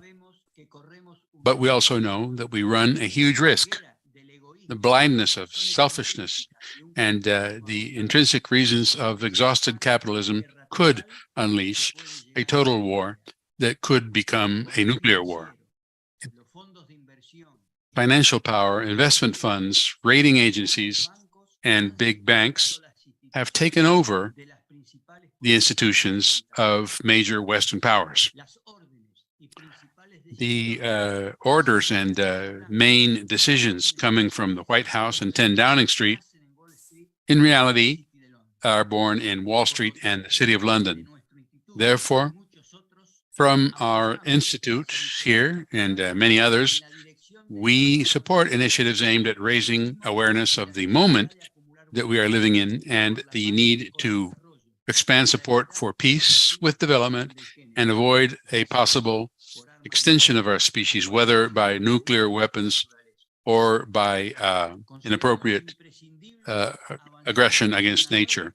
We feel it is absolutely necessary to move towards a new financial architecture based on the production of material goods and an increase in productivity in favor of scientific and technological advances. Moreover, a new collective security agreement is urgently needed among states in which no state is above the rights of any other. We have a great advantage today. According to United Nations statistics, since 1990 on, the production of global production of goods has been enough for the world population to enjoy a life of dignity. That is, there's enough for everyone. Wars for survival are no longer necessary, as they have been throughout history. Now it is merely a question of distribution. Argentina, together with 5 other countries, will join the BRICS as of January 1st, 2024, and also probably the new development bank. And if this modifies its statutes, we should be able to access soft credit for production. Likewise, the country will become part of the contingency reserve arrangements on the financial side, all of which affords us an opportunity to solve one of the recurring problems of our economy, so-called external restrictions or dollar shortages. The peoples of the global South, embodied in the BRICS, have given a great impetus to the wheel of history in Johannesburg. A range of possibilities now exist in our country to reduce the destructive domination of the IMF with its recurring austerity plans and repeated devaluations. And we can solve structural problems that have dragged us down since the beginning of our history. For just as one example, our ruling classes could not or would not do what the United States did 200 years ago, carry out an agrarian reform to multiply production of a country that is absolutely rich in goods and human qualities. On the other hand, we will have the opportunity of integrating ourselves into new global value chains to jointly plan development of scientific and technological areas with the experience of countries like China to develop aquaculture and the porcine, the pig industry. We can also contribute our talent and progress in areas such as new agricultural technologies to multiply production seen in countries like Ethiopia and Egypt. In Argentina, we progressive sectors are aware that the advances and achievements of emerging nations grouped in organizations such as the Shanghai Cooperation Organization, ASEAN, the Eurasian Economic Union, and BRICS confirm change in the world center of gravity from west to east, offering us the historical opportunity. It is also clear that the possibility of joining this civilization change now depends on us. First of all, it means overcoming the first hurdle and making it into the runoff elections next October 22nd, and secondly, defeat the extreme right wing on November 14th. Task isn't easy because the current governing coalition is no guarantee of real change. Much work remains to be done to unite popular organizations to force the new government to join the great change underway. Governments and peoples like Brazil's are anxiously looking forward to our future. No doubt that an independent Argentina will be a huge contribution to the project of the Global South and the regional integration that are crucial for the happiness of nations both to the south of the Rio Grande. We'll do everything possible to become part of a new world in which cooperation, connectivity, and brotherhood are the norm rather than the exception. Let's continue on the path defined by this conference to a world in peace, with development and inclusion. Thank you very much. Thank you very much, Rubén Guzzetti from Argentina. And we will complete this panel now with our final presentation by a professor from Italy, Franco Battaglia, who is a professor of chemical physics at the University of Modena. And his presentation will be mostly about energy systems and what their meaning is. The presentation is titled "The Cold Truth About Global Warming." Good morning. Today I want to talk about a peculiar situation where the world is, which is that we are in a situation with a solution, which is the energy transition, in search for a problem, which is climate emergency. Now, I don't want to talk about climate emergency too much. I just mentioned the fact that there is a little book which I wrote myself, which is "There is no climate emergency." And this book tells about a petition which has been sent to the United Nations, and it has been signed by, well, it is written 1,000, but by now it's more than 1,600 among scientists who we have declared that there is no climate emergency. The first signatory is Ivar Giaever, Physics Nobel laureate, and there is also John Clauser, the 2022 Physics Nobel laureate, who has signed this declaration. So there is no climate emergency. But this is what I said, the problem. And the problem has been declared, I mean, the fact that there is a climate emergency, which is not true, as a problem due to a solution. The solution is the energy transition. Now, we shall see that the energy transition is not possible. So it is impossible, and also it is undesirable. To see why it is impossible, let's look at this picture. This is a very important picture which represents the power absorbed in a typical day. For instance, this is in Italy. I have chosen the most important day of the universe, which is my birthday, the 15th of December in Italy. Italy has absorbed so much electric power in the 24 hours of the 15th of December last year. As we this is typical. For instance, this is a typical day in United Kingdom. as you see, the power absorbed along the day is similar. Well, now let's go back to this picture. As we can see, there is a maximum absorption, which in Italy is about 50 or more than 50 gigawatts of electric power, and there is a minimum, which is about 30 gigawatts. So Italy absorbs 24 hours per day, 24 hours a day, at least 30 electric gigawatts. Now, why this is important? Because this picture tells us how electric energy should be produced.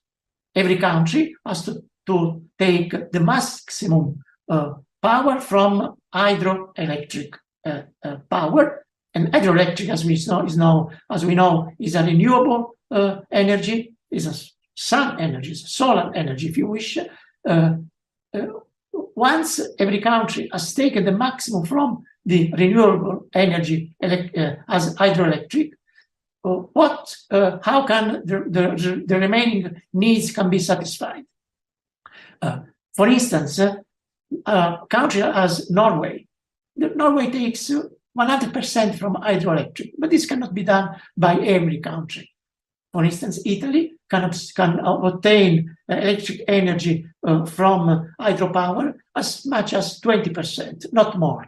How to get the remaining electric needs? Well, as I said, 30 gigawatts are absorbed 24 hours per day, which means that photovoltaic, which is a major part of the energy transition solution, photovoltaic does not count, because at night, for at least 14 hours between, say, 4 or 5 o'clock in the afternoon until 10 o'clock in the morning, in the next morning, photovoltaic has a zero contribution. And even wind can very easily have zero contribution, because wind does not guarantee to blow as we hope, as we hope.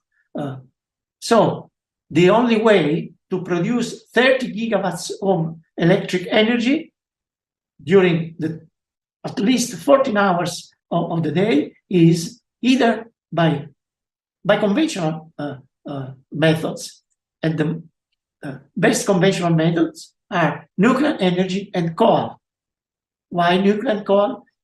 Nuclear, because it's a technique that produces energy continuously. It has to produce electric energy continuously. One cannot switch on and off very easily the nuclear plant. So nuclear energy is the best way to satisfy what is the baseline electric energy needs, those 30 gigawatts, which means that a country like Italy should have about 30 gigawatts around, if you wish, 30 nuclear plants, if Italy wish to produce electric energy in a rational way.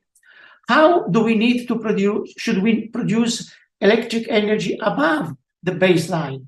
All the electric energy above this baseline of 30 gigawatts? Well, the best way, so in this case, between 30 and 45 gigawatts, should be produced by coal.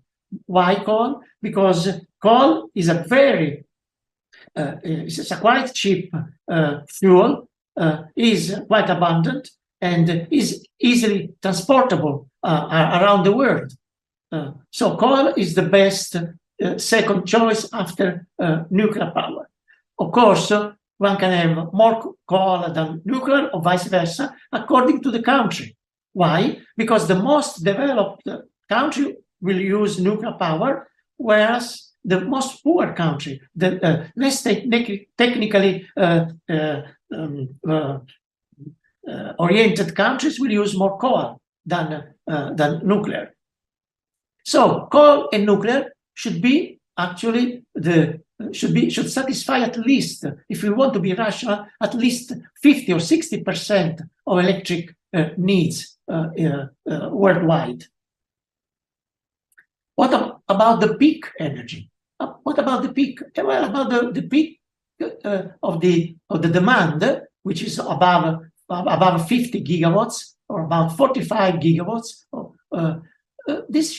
The best way could be by natural gas. Why? Natural gas should be deserved to the peak because natural gas plants are easily switched on and off. First of all, because natural gas is a quite expensive fuel, and the plant per se are cheaper than nuclear or than coal plants. So this is the rationale. How the world does? Well, here we have on top the electric production of the world. As we see, on top there is coal. So almost 40%, almost 35% of electric needs worldwide are satisfied by coal. Now there is the second fuel is gas. It's natural gas, but this is a mistake. Gas would be most appropriately used for transportation needs than for producing electric energy. Then we have hydropower, and this is good, but hydropower cannot satisfy, of course, more than what it does, because this is the way the world is built. As I said, Norway can satisfy 100% from hydropower, Italy 20%. Other countries, of course, could be easily nothing from hydropower. And then there is nuclear, which counts for 10%, which is very little. Actually, nuclear should be more important than what it is now. Unfortunately, nuclear has been stopped by silly political reasons. And then we have, of course, wind, which is whose contribution is very little, in spite of trillions of dollars spent on a wind plant. And at the end, we have solar. Well, there is also some oil. It's not good to produce electric energy from oil. Oil as gas is better used for other purposes. Of course, countries who swim in oil, like Saudi Arabia, they of course use oil to produce electric energy. But this is not typical from what happens in most countries of the world. Now, what does a country like Italy do? I mentioned Italy because, of course, I know Italy better. But what Italy does, it seems to be the intention of the world, according to this energy transition silly program. Italy produces electric energy mainly from gas, then uses from hydropower, and nuclear is zero. Actually, nuclear is imported in Italy. So as a result, Italy is perhaps the country where the electric energy is most expensive among all. Probably, maybe probably Denmark and Germany have electric energy costs higher than Italy.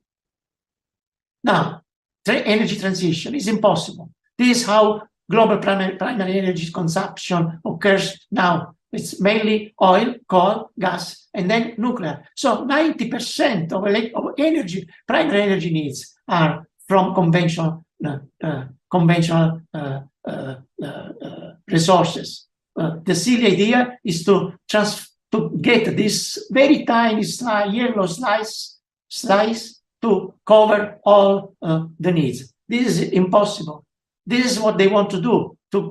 They wish to get zero emission by 2050, but that's impossible. They have tried very much several times. The Kyoto Protocol, the 2020 program, climate package of the European Union, what actually has all these programs wanted, aimed at reducing the CO2 emissions by about 3%,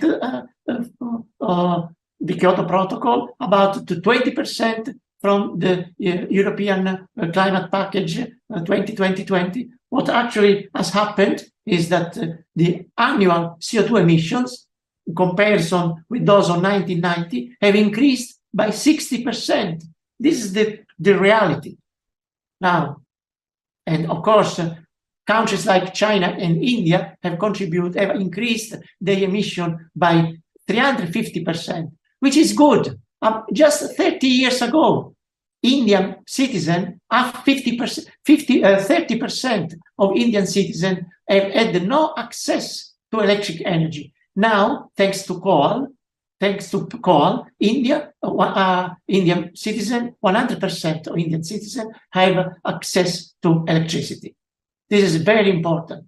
Nowadays, almost 50% of people in Africa have no access to electricity. If we want them to have a better quality life, we need that also African countries use more coal to have more abundant energy at cheaper price.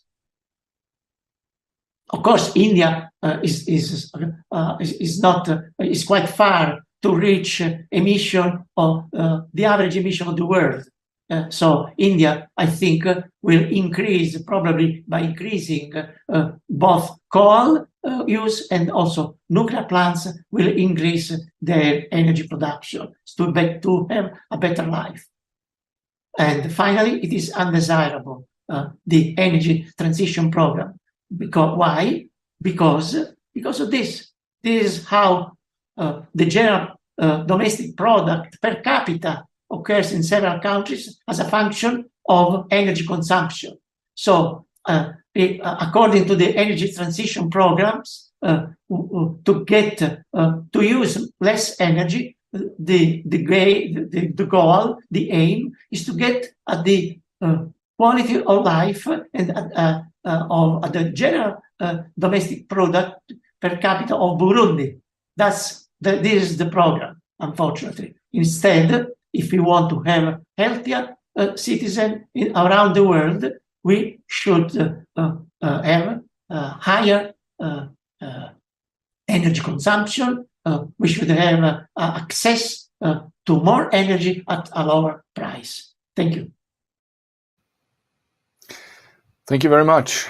So now we can go into the discussion, and would like to ask the technical collaborators to bring up the panel. Let's see who we have. We have Dennis Small. We have Professor Battaglia, Mr. Guzzetti. Okay, Professor Monyae, Jacques Cheminade.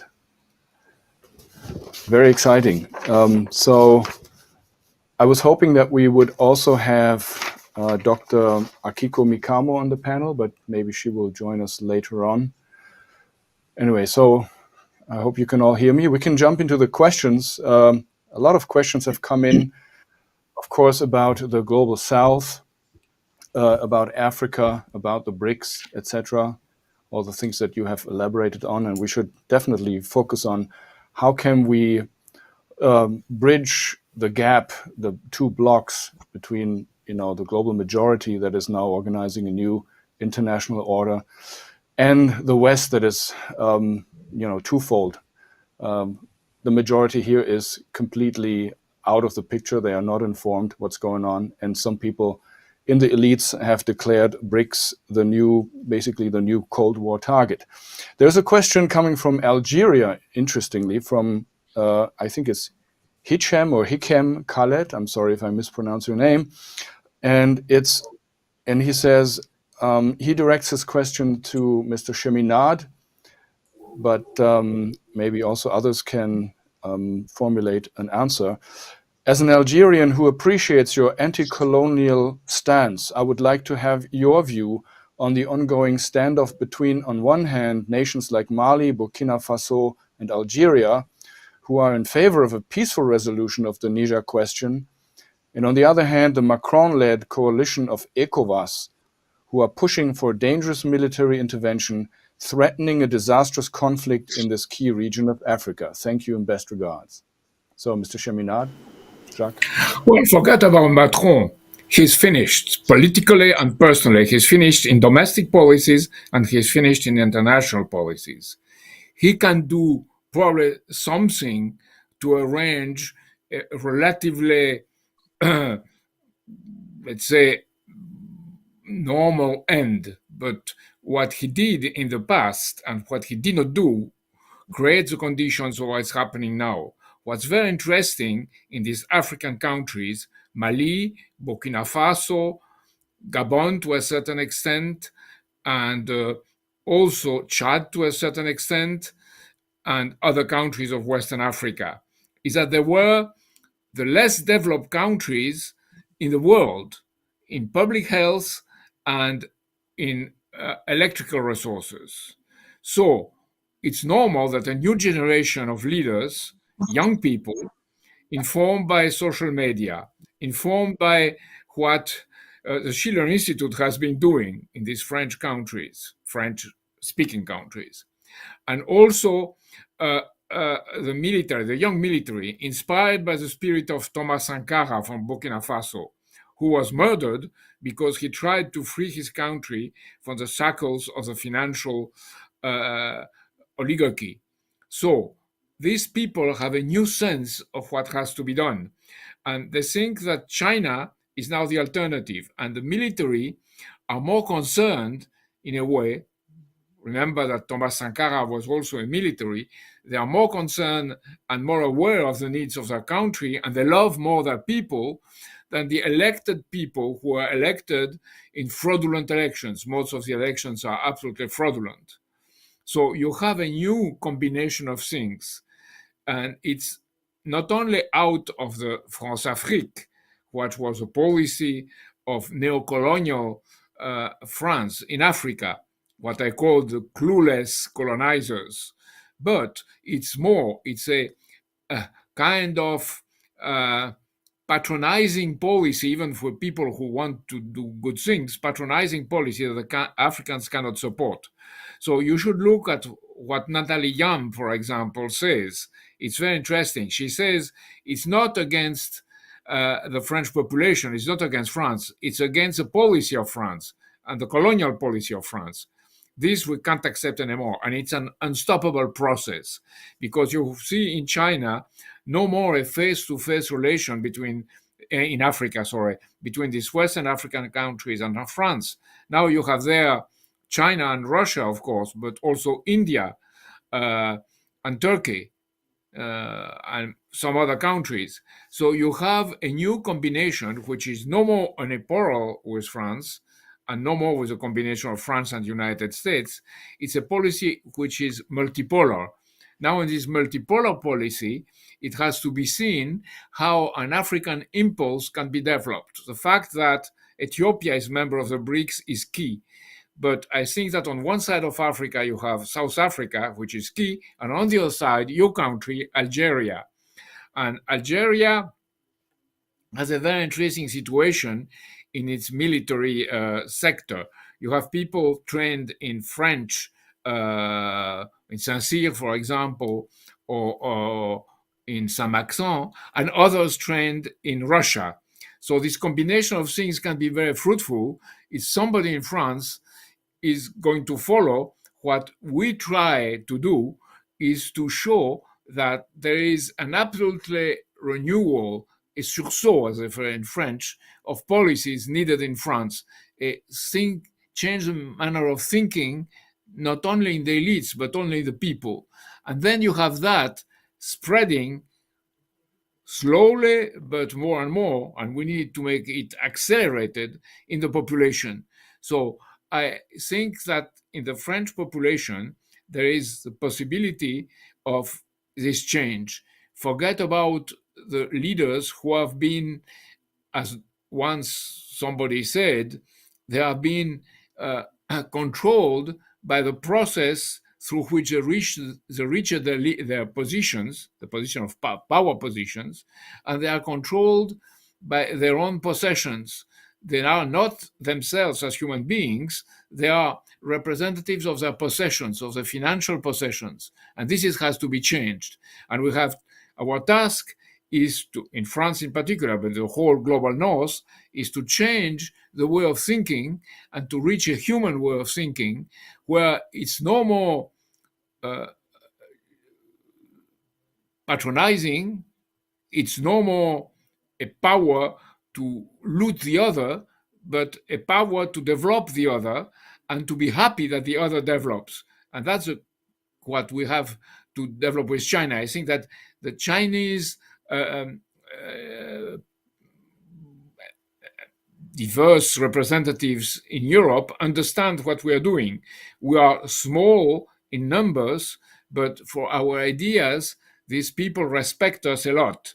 So I think this combination of China, Russia, and the best people in our country, in France, can make the development of Africa a key point for the future.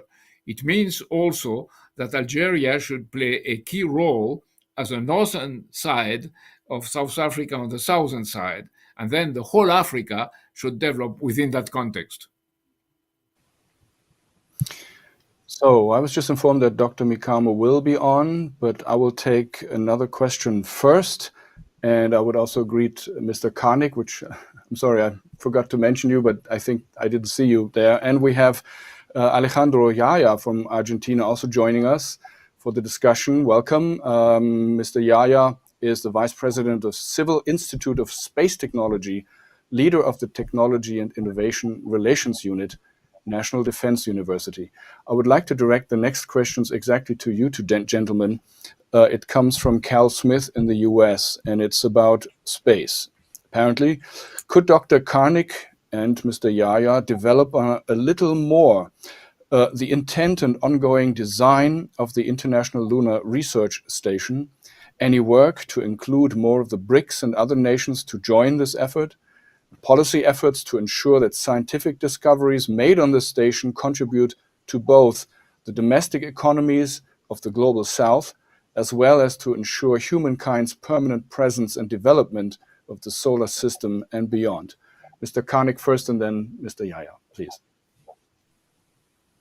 Well, thank you. I think this is very interesting. Le voy a pedir permiso al doctor Karnik para citar al padre de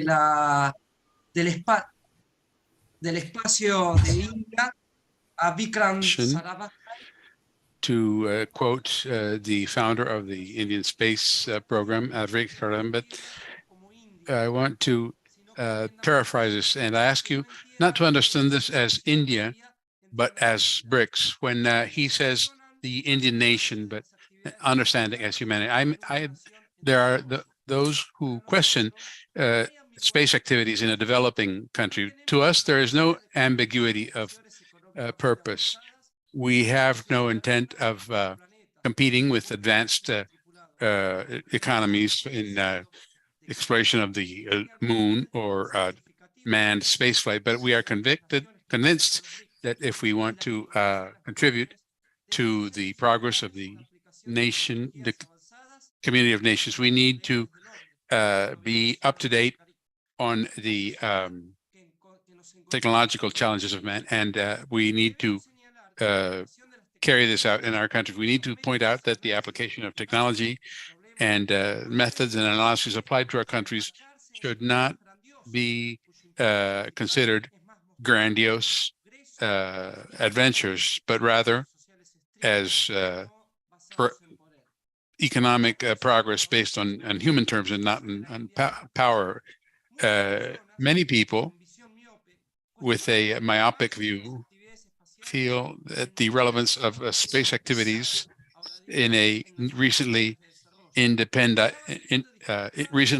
country or developing country while they are still having difficulties feeding their population, whereas the Prime Minister, Professor Sarabhai, had a clear purpose, and that is the Indians, or shall we say now, BRICS member nations, to that the countries in these needed to apply these advanced technology solutions to their real life situations.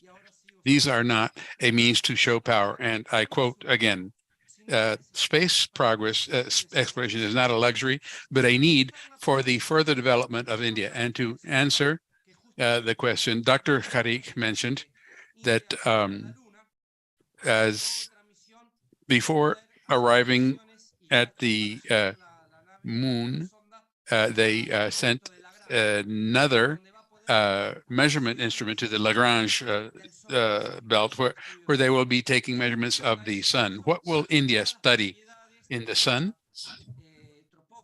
All of the properties of the troposphere and ionosphere, anything that has to do with the surface of the sun, which has great impact on climate and climate studies, because when there is a drought in India, when developing countries have droughts or climate problems, this affects hundreds of millions of people. To better understand climate and the conditions, the only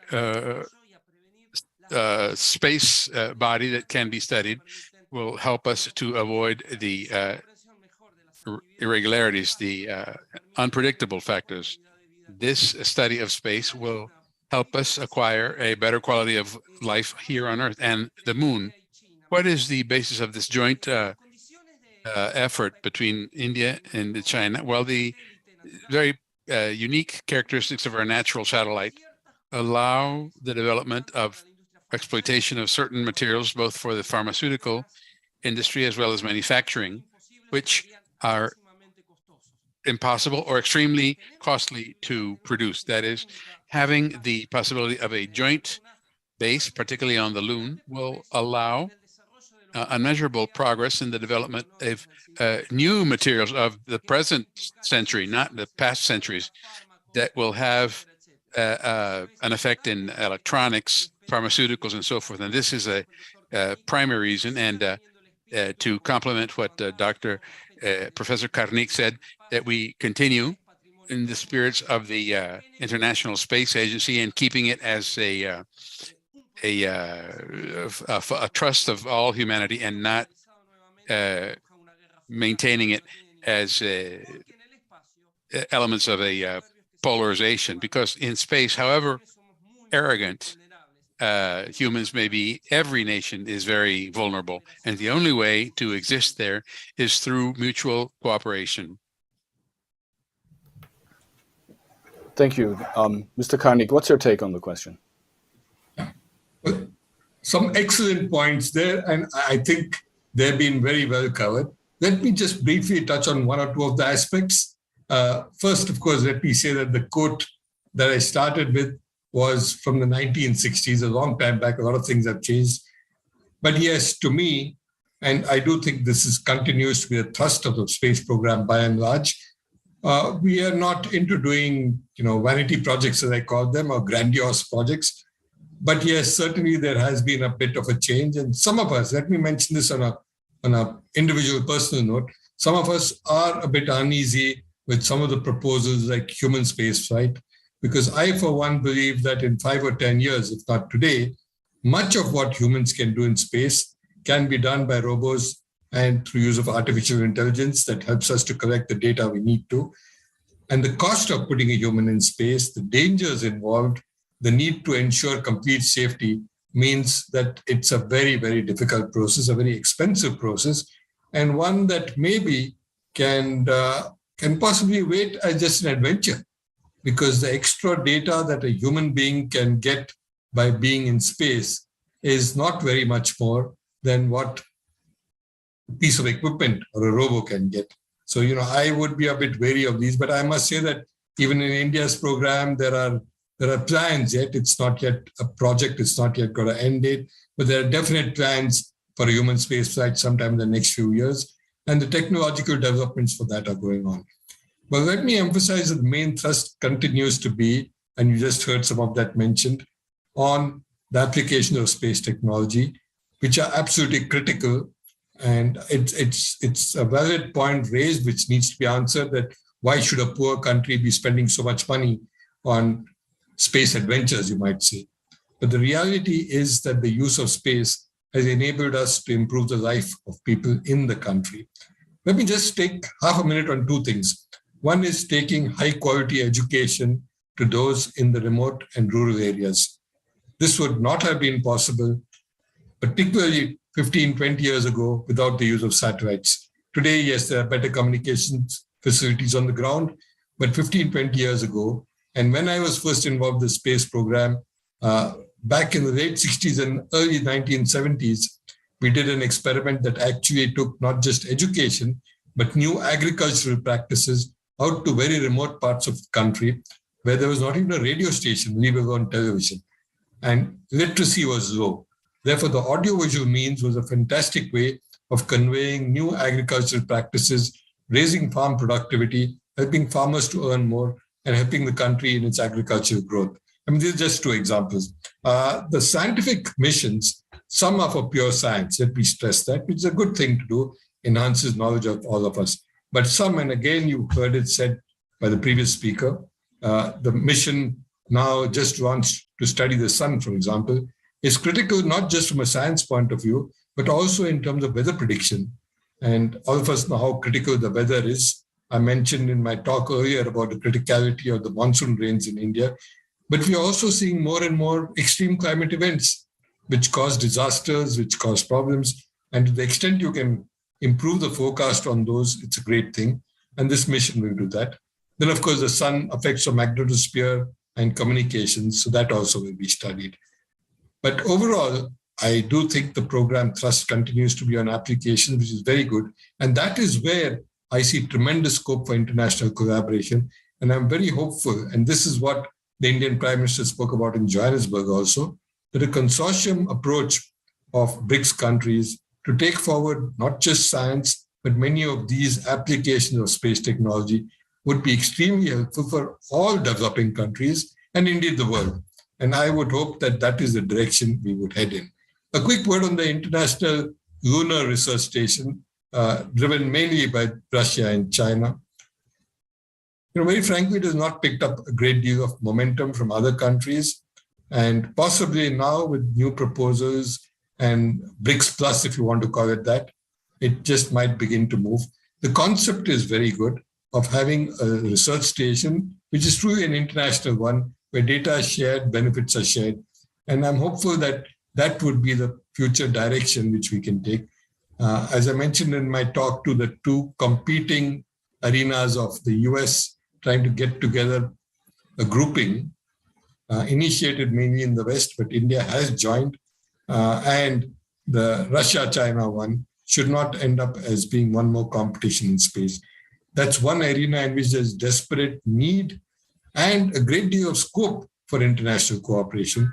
And my hope would be that the new expanded BRICS would provide just that core, you might say, the very basic genesis from which we might be able to derive international cooperation, whether it's for work on lunar surface, possibly materials there, pharmaceuticals there, new things happening there, pure science, or for application which help us here on Earth. I would like to extend a warm welcome to Dr. Akiko Mikamo. She will present, she has some time constrictions, so she can only be on for the next 20 or 25 minutes. So she will present some information about the true story of her father, Shinji Mikamo, who miraculously survived the atomic bombing of Hiroshima and wrote a book about it called 815, a story of survival and forgiveness from Hiroshima. And if I'm informed, there has now been a motion picture that is being screened across the US. I haven't seen it, but I'm being told it's very impressive. And I give you the floor to contribute and your case. Thank you very much. And thank you very much for inviting me to this very important conference. That I do think that I'm originally a psychologist, and I'm a medical psychologist and also leadership executive coach and writer, and also executive producer of the film that was just mentioned. Both my parents were in the middle of the explosion on August 6th, 1945. And my book title and film title, 815, is the time of the explosion in Japan, the first ever atomic bomb that was used over humans. 350,000, mostly civilians, were living in Hiroshima at that time.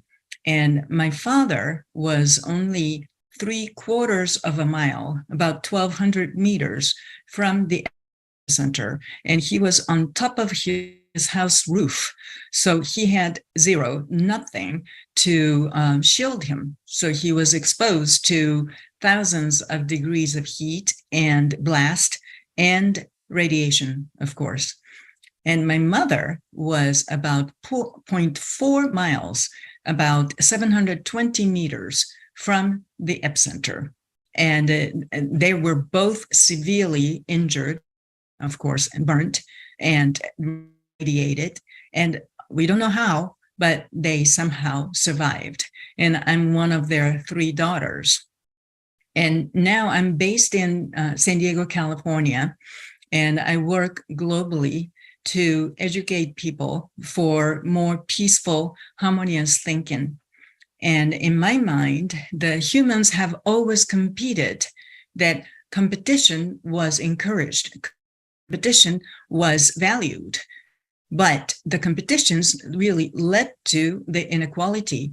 The more resourceful countries and regions try to utilize the less resourceful regions and countries for their own gains. And I really believe that competition-focused education and the society really need to move to collaboration-focused society. That's the only way. And when I talk about my father's and my mother's experiences, that we are human family on this earth, and there are many, many threats.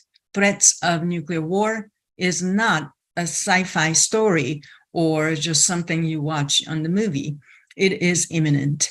And global destructions, the climate issues. There are so many things that I don't think it's time for us to be fighting over lands or resources or power, but we really need to come together to think about the human coexistence and how to survive this crisis and be more healthy and bring in more people the well-being. So that is my point. And is it possible for me to show the trailer of my film? Am I able to share? I'll have to ask the technicians. I'm not prepared to do this from here, but let me see. Let me ask them, and before I get an answer, I would like to ask you to tell us what reactions did you get from the American audience to your movie, and can it be seen, or will it be also shown in Europe or online? The reactions I'm getting now, so it is aired on public broadcast stations all over America. And I have done some screenings in New York and California. And the reactions now, mostly from younger generations, are really, really positive. That they tell me, well, we did not know how people survived under the mushroom cloud. So people look at the pictures that were taken from the airplane, and they look at the mushroom cloud, and political scientists and politicians. I think a lot of people argue or debate whether nuclear deterrence would be the way, or nuclear ban, or how we should deal with the nuclear arms issue. However, not very many people have seen the first-person account of what actually happened, but underneath the mushroom cloud. So the audience, I have received the comments that this needs to be seen in the world. Everybody should see this, and they have to be reminded that nuclear wars are not to happen ever again. And also, the people who have watched the film Oppenheimer, they have told me that 8:15 film should be watched together with the Oppenheimer. So to give a whole picture, those are the comments that I've been receiving. Excellent. So while you were speaking, I got the green light. So if you share your screen, and Yes. my friend Jose will switch the Zoom bridge, then we can see the trailer. Okay. So share screen. Oh, they actually have it. I'm just getting they do? real-time messages. So I hope So they they can can show just it. show it? Can...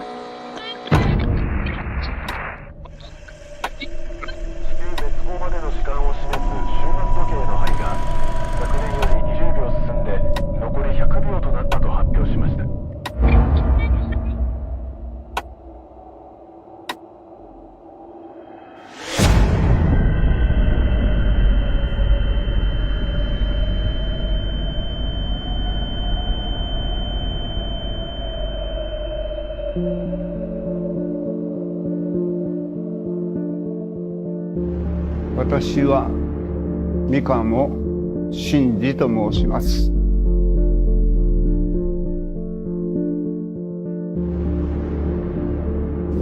心というのはね。We heard their screams. We tasted the ash. It was hell on earth. もう何と苦しゅうてもいとうても生きるという望みを捨てたらダメだ。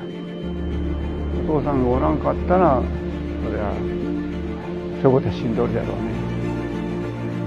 許す心を成し遂げたらみんなが平和になりますよね。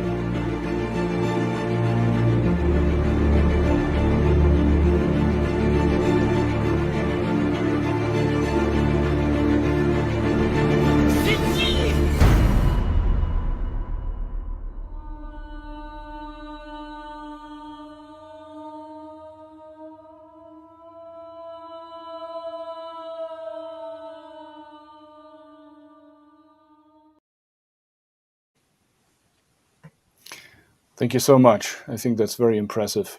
So I know that Helga Zepp-LaRouche has asked us in Europe to basically start a campaign that this movie should be shown also in European theaters.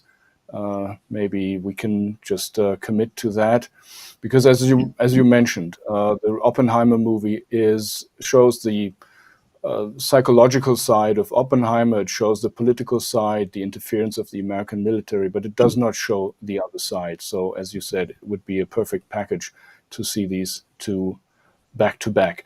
Okay, Dennis, you raised your hand. Please go ahead.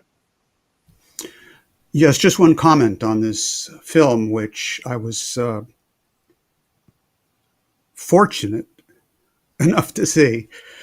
I hesitate to use that word, but Dr. Mikamo was kind enough to show this to a meeting of the International Peace Committee and a coalition, excuse me. And it's absolutely impressive. It must be seen. It's particularly important, as I said at the time, that it be viewed in the United States, because Americans we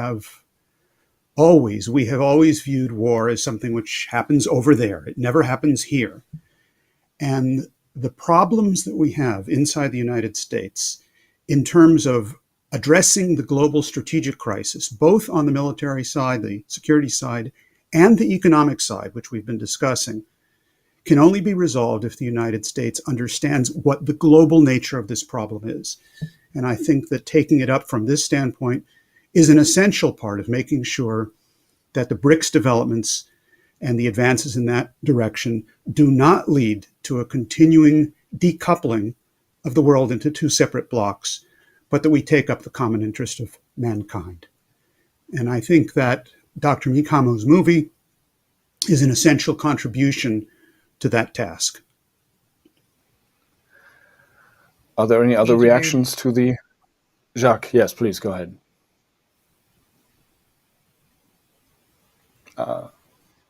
just unmute yourself. We cannot hear you right now. Sorry. Are you connected right. with the International Association of Mayors for Peace? And I think it will be very interesting to have them. The association is headed by the mayors of Nagasaki and Hiroshima. And I think it will be extremely interesting to have in the whole world this movie shown in the present conditions of war and the threat of nuclear war in the whole world. Yes, thank you very much. I am in dialogue with mayors for peace, the chairperson, Mayor Matsui, Kazumi Matsui of Hiroshima, and that I have talked to the Secretary General as well, that they haven't really had a chance to organize the screening efforts yet, but I will continue to work. And also, we're working, as you said, we are working for the possible campaign world tour of the film. I have shown this privately in South Africa, in Cape Town, in Langa, and the reactions there were really very, very strong and positive too. And they said that they have been interested in Hiroshima and Nagasaki, but they haven't really had a chance to see something like this, but they really felt the compassion for the survivors, and they felt strongly the nuclear wars should not happen.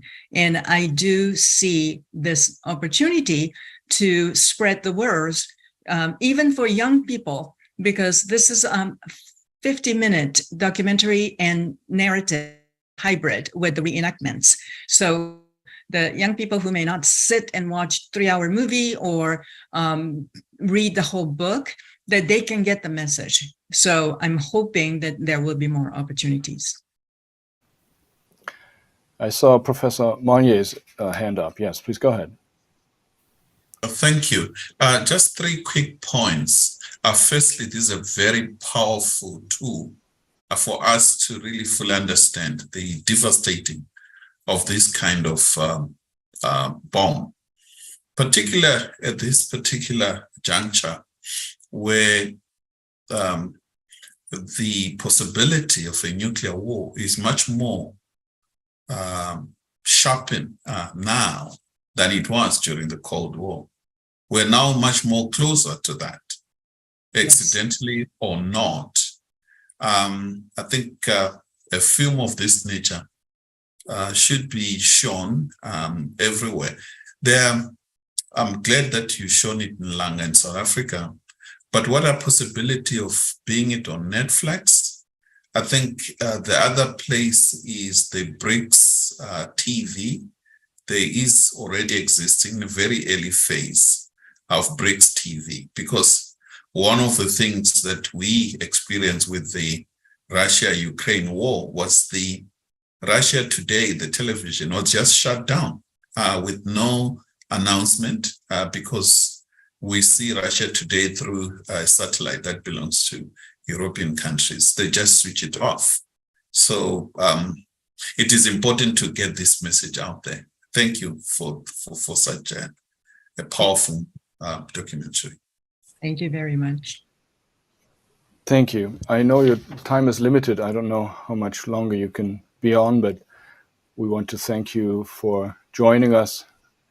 And I think we'll spread your message. And speaking from Berlin, I know we have these Peace Bell societies, people who at 8:15 on October 6th would ring the Peace Bell, and we would immediately contact them and tell them about you and hope to establish some contact. I would like to move on to other questions, if I may, that are also directed to, for example, Dennis, about the BRICS question. There was one question coming from Robert Castle. Mr. Small mentioned that it is about time for BRICS and that these developments are happening surprisingly fast. In light of the last major global uprising against colonial powers during the middle of the last century, it seems that assassination and other hybrid warfare could or should be expected as a response from the rogue corporate interest, as Mr. Karnik called it? How can we learn from the murders and martyrs of JFK, Patrice Lumumba, Enrico Mattei, Indira Gandhi, etc.? I think the main lesson to be learned is that we have to win. Lyndon LaRouche was sent to jail because he refused to back down in the face of threats and an extraordinarily hostile Wall Street and City of London. A number of other people joined Mr. LaRouche in jail for a period of time. And the only way to make sure that nothing bad happens is to win and defeat those interests that are out to impose a policy which is destructive of the entire human race. What we're actually facing is death through nuclear annihilation, which will affect people who fight and people who don't fight. So you may as well fight. And it will also affect, we face the danger of destruction through an economic catastrophe and meltdown, which the only question is which happens first, unless we change the system. Now, I'd like to use that point to underscore one thing that I think is really important that's beginning to come together out of the various points of the presentation, both this afternoon and earlier this morning, which is this question of space policy, the issue of the extraordinary achievement of India. Perhaps what makes it so extraordinary is that the powers that be in London and Washington were absolutely confident that nothing like this would ever happen. So that makes it particularly delightful. But what this does is it also provides the basis for addressing what I consider the most urgent, immediate now. This is about time in numerous different ways. It's doing now what has to be done with the next step in the BRICS, which many people would consider, as I mentioned, a long-term process, which is the issue of issuing a currency for the purpose of encouraging development projects throughout the entire world. A lot of the debate is technical, it's monetary, it's frankly not very productive. The issue is the following: what is it that actually gives value to a currency or value to an economy? And this is where Lyndon LaRouche is uniquely qualified, and therefore the world is thrust into a situation where, whether people like it or not, they will have to take up his ideas if we are going to make it past this hurdle. Here's what I mean. Take the case of an engineer, or in geometry. Well, you can use Euclidean geometry to build a bookshelf, to do something of that sort. You can assume that the world is flat, and even though we know that it isn't, you can use the basic assumptions of a triangle having 180 degrees and so on to work things out for immediate purposes. You can believe in Newton, which is false. But if you want to travel to the moon, if you want to go to Mars, if you do not understand Einstein's breakthroughs in relativistic physics, you're going to miss your target. You're going to make a mistake. Your bookshelf is not going to stand up if that's what you're actually trying to do. We're facing the same situation in a period right now of the economy, where you could use certain measures, even monetary measures, for a brief period of time. You could, for example, even assume that you're going to develop a new currency with backing from oil and other commodities and so on and so forth. But here's the question. What happens when your investments lead to an entire leap in the technological platform, where oil is no longer a form of fuel, but is just a feedstock for petrochemical or plastics and so on, as it should be? What is the value of your oil if you have succeeded in the development of your physical economy by transforming the technological platform, which devalues everything that previously had value? Clearly, you're not going to be able to use any particular object. You cannot have a physiocratic approach to this thing. They can be stepping stones, but stepping stones towards the only thing that actually does not change throughout all change, as Plato referred to it. And that is the human capability of constant, unending creative advance and development of the physical universe. That capability, that scientific advance, that advance in creative arts, that breakthrough to discover new laws of the physical universe, that is the actual only measure of a physical economy that's in functioning. And therefore, the task that's immediately before the BRICS to be able to walk through this next ring of fire is to begin to get a grasp of the economics that Lyndon LaRouche has laid out, because no monetary approach is possibly going to work. And for that very reason, I think projects such as the space projects of India, of Russia, of China, of the United States, of Europe, express the common destiny of mankind. And to the degree to which nations of the so-called global South that have also made progress in this direction, such as Argentina and Brazil, and so on and so forth, become part of that universal project, that emphasis on scientific advance and technological breakthroughs as the driving force of the economy, that is what has to be transferred into the issue of developing a monetary system or a credit system that can issue credit for the purpose of those kinds of advances. So I think that that's where the discussion takes us, is to that very interesting conundrum of how do we think about the next step? Because it is not linear. There's a complete transformation of the entire nature of man's relationship to the physical universe, and that's what economics is all about. And I think that that's the standpoint from which we now will be facing the political and the economic tasks before us. Thank you so much, Dennis. Anybody else who raises his hand and wants to contribute to this question?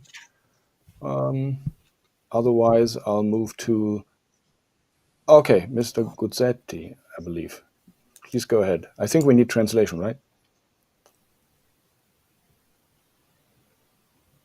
Sí, yo quería referirme a tres conceptos. I would like to refer to 3 points that were brought up in the morning and also this afternoon.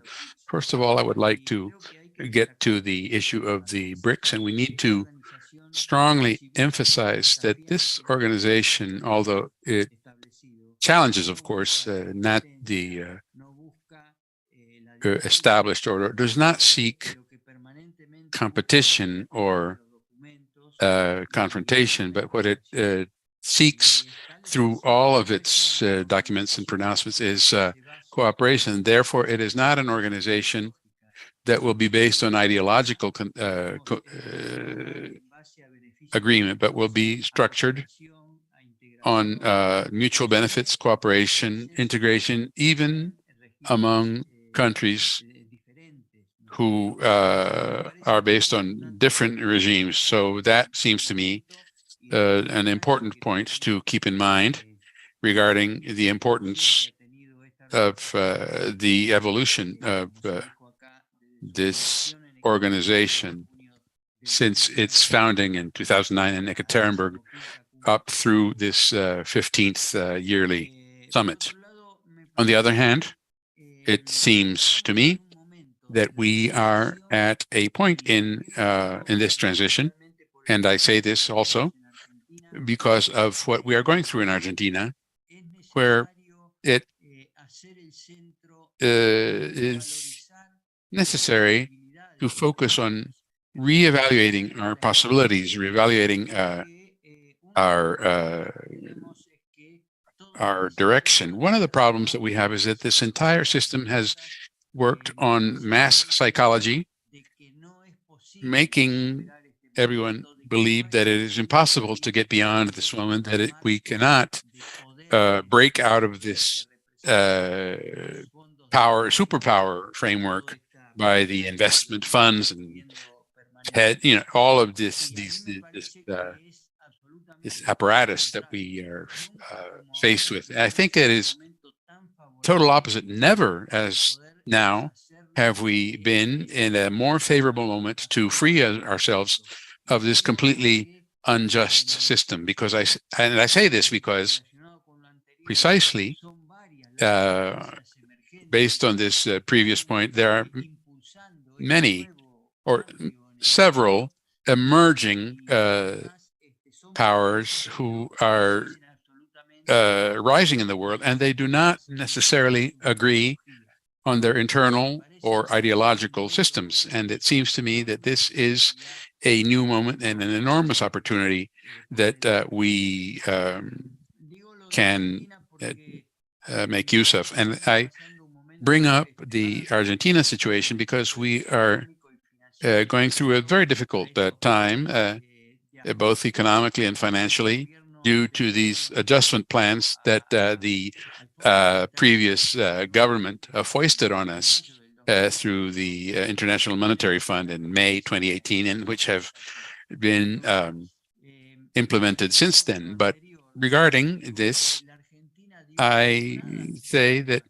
Argentina gave ample proof in other times of its history that when we are able to achieve, to manage for various reasons, when we are able to escape this pressure from the international credit organizations formed as of the Bretton Woods conferences, Argentina responds very quickly and can accelerate in its development. We saw this at the end of the Second World War, when the Anglo-Saxon Empire had not yet consolidated the power it had later on. And this caused a weakening of the pressure that Great Britain had exerted on our country. And those few years, from 45 through 1949 or 1950, we had extraordinary growth, leading to industrial, leading industrial development in Latin America, up to the point of building jet airplanes, scientific nuclear research. And another moment that we were able to experience through special circumstances between 2003 and 2007, when there was a wave throughout Latin America of progressive, independent countries who were defending the sovereignty of the region. This was also taken advantage of our country to take a leap in the quality of life of our population and society in general. So it seems to me that it is very important to work on that basis, in the sense of bringing back trust in that it is possible, with the resources that we have internationally, even with this unfair situation, to go through this very strong and powerful progress we are seeing among other countries. Thank you again, and a huge appreciation for the work of the Schiller Institute and the opportunity you have given me to take part in this meeting. Thank you very much. Apparently, I was informed that we have a lively debate, speaking of resources and energy and technology, etc., a lively debate about nuclear energy in the chat. So I think this is in response to Professor, the presentation that you gave about your energy system. And so the question actually is how to deal with nuclear waste. Can you say a few words about that? Battaglia, Professor Battaglia. I think you must unmute because we cannot hear you.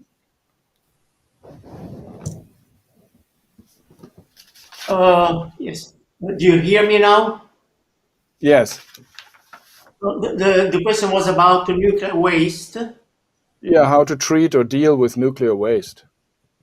Oh, yeah. Well, this is one of the most simple technological problem. It's a very simple engineering problem. We must think that the nuclear waste that a single person produces, if all of his or her electric energy would be 100% from nuclear, for all life, for his life, the nuclear waste would be the amount contained in a waste, in a glass of water. So nuclear waste is not a problem. Actually, we can think about in this way if you wish. In France, there are about 60 nuclear reactors, and do we know any person from France who's not sleeping at night because he's worrying about nuclear waste? It's not a problem. I understand that there is a lot of publicity around, a lot of stories about, and a lot of worries about nuclear waste, but nuclear waste is not a problem. It's a very manageable and a very simple technical problem. Okay, thank you very much. I have a couple of questions. Are there anyone else who wanted to say something? No. I have a couple of questions still about Africa and particularly South Africa. So this is to you, Professor Monyae. There are two questions. I would like to maybe put them into one. One is from Manfred Theil in Germany, who had connections to the ANC at one point, and so has seen apartheid firsthand. And he is asking whether there are still problems with apartheid in South Africa vis-a-vis the successes of former colonialists. And the other question comes from Valencia Williams in Ghana. Actually, she is very happy about South Africa being part of the BRICS, and she says, what do you believe since the South African inception into BRICS, what has changed? What changes have you seen economically in South Africa? And what role will South Africa play in assisting other African countries that are not a part of BRICS?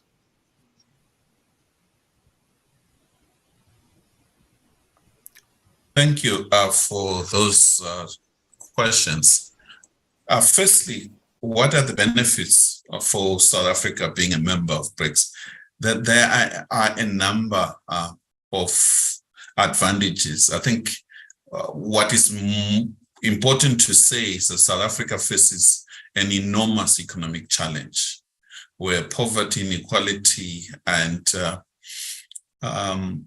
the challenges are so huge. Unemployment, particularly among the youth, is worsening. These challenges requires the government to take a number of actions, and one of it in foreign policy arena is to broaden its foreign policy approach. During the apartheid, South Africa's foreign policy was towards the developed northern countries. In the post-1994, I think the thinking in government was to go broaden its foreign policy to involve the global south. And I think that was one of the major successes of the new government. That has brought a number of advantages. Given where South Africa is geographically, I think it needs to continue its relationship with the developed countries. Europe remains the major investor, the biggest, bigger than China. However, you have to look at Asia. The future, the moment, this century belongs to Asia. That's where money is, particularly in the post-global financial crisis. Also, Latin America is important. And for South Africa to do so, it does not need to continuously rely on one part, the North. It needs to look at all other parts of the world. Where does Africa fit in? Africa squarely fits there, that South Africa cannot develop in isolation of the continent, the poorest continent.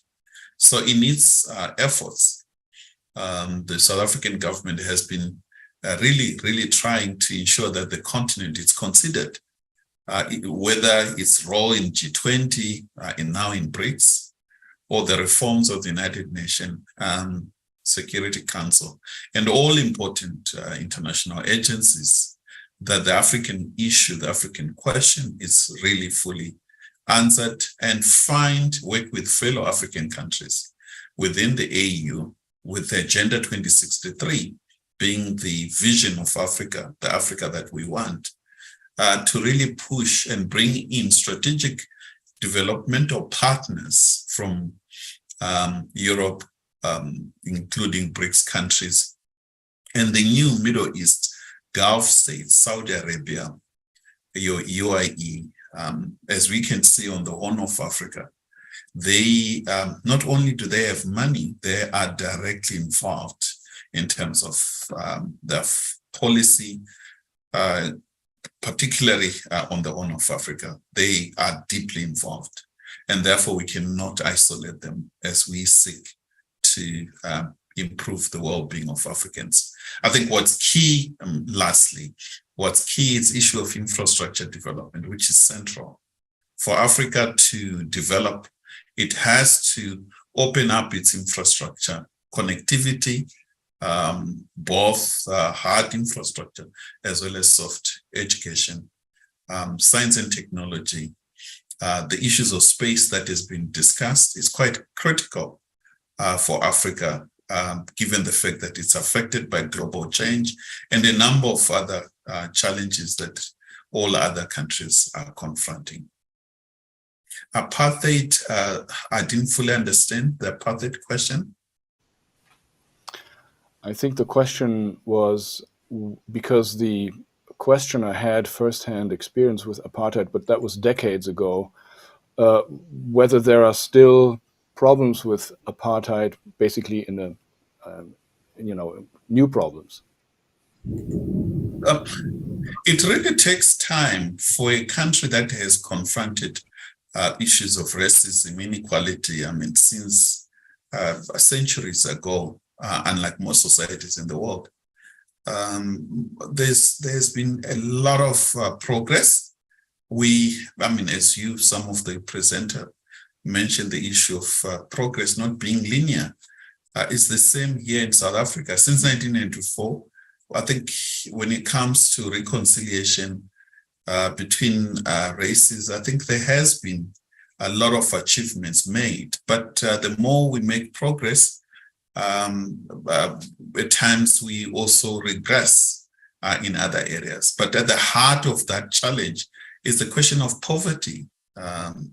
Massive poverty is still felt within the Black majority. And therefore, the issue of class and race remain the same issue as in the apartheid. There's a lot of poverty, but a lot of inroads, particularly within Black middle class. I think there's been a lot of achievements, but it's an ongoing. I do not think that our generation will be able to really deal with the challenge unless we move speedily in terms of improving the well-being of majority of people on the ground.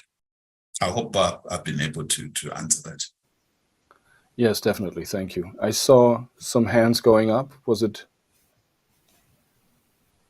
No, I was wrong.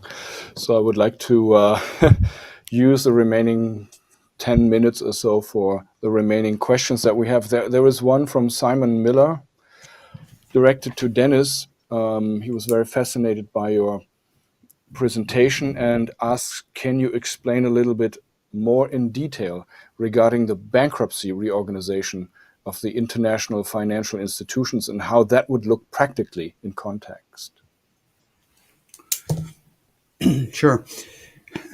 I just realized over the last couple of minutes looking around that I'm actually the only North American on this panel. So I need to say something about the United States as it relates to this global reorganization. And I think the question asked is a perfect occasion for that, because the entire system of the transatlantic financial system, which uses the dollar as its currency, but this is not the US dollar. The dollar, which was the United States currency under Lincoln, under even Franklin Delano Roosevelt, in 1971, with the changes instituted under President Nixon by opening the doors to a floating exchange rate system, breaking any relationship whatsoever with gold and so on, effectively converted the dollar into a London-based speculative asset. That London-based speculative asset, as you might be able to hear in the background, that's a storm going on. Maybe it's a financial storm. It very well could be. That London-based speculative asset is as destructive and as much of an enemy to the United States as it is to the rest of the world. In point of fact, the required policies for the United States, as Lyndon LaRouche long specified, is first, and for starters, you have to go back to the policies of Franklin Delano Roosevelt under the Glass-Steagall law, which established an absolute barrier or break in the banking system between, on the one hand, banks and credit issued for productive purposes, commercial banks, industrial purposes, and so on, and on the other hand, investment banking, which went into speculative activity. And up until when that Glass-Steagall law was overthrown in 1999, it was illegal for banks, the same bank, to engage in both. That didn't mean they didn't do it, but it was illegal. Once that was changed, the dollar was completely taken over the way a cancer takes over a healthy body.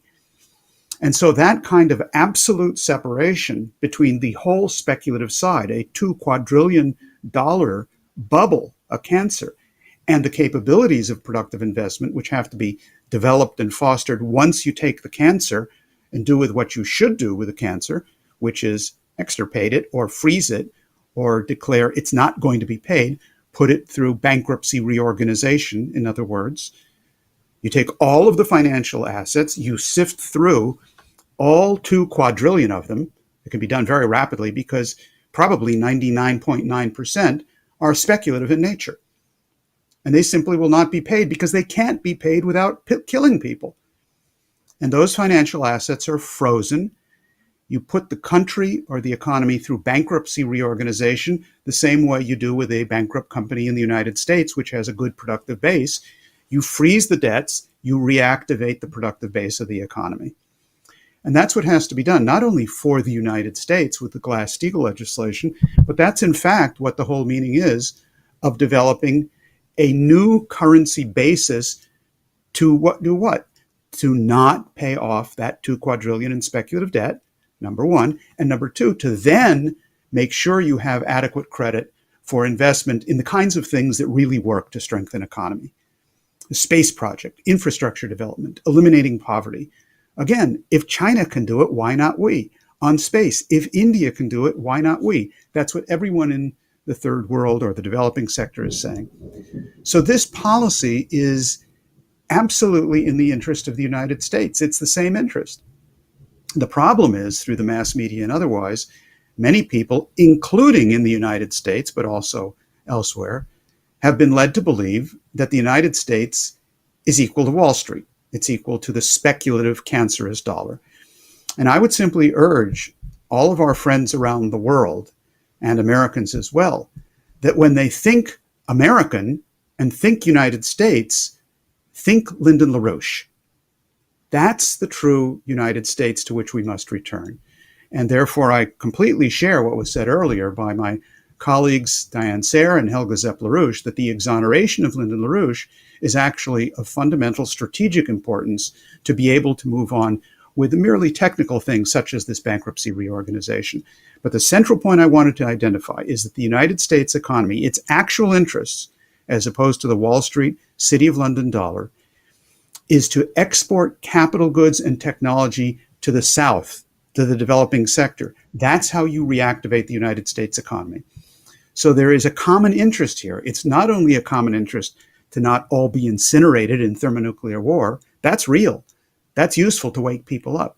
But the actual common interest, the common aims of mankind, are exemplified by the kinds of projects that mankind can undertake in space, having built the kind of system on this planet through the development of the nations of the global South by export of capital goods and technology from countries such as the United States to bring about an entire shift in the way mankind considers himself, herself, itself in the universe. Thank you. And we have come to the end of panel 2. I would like to give everyone we have on the panel now the opportunity to, basically encapsulate his idea in maybe 1 minute, more or less. So I would like to make a final round for panel 2, and I would like to start with Mr. Karnik.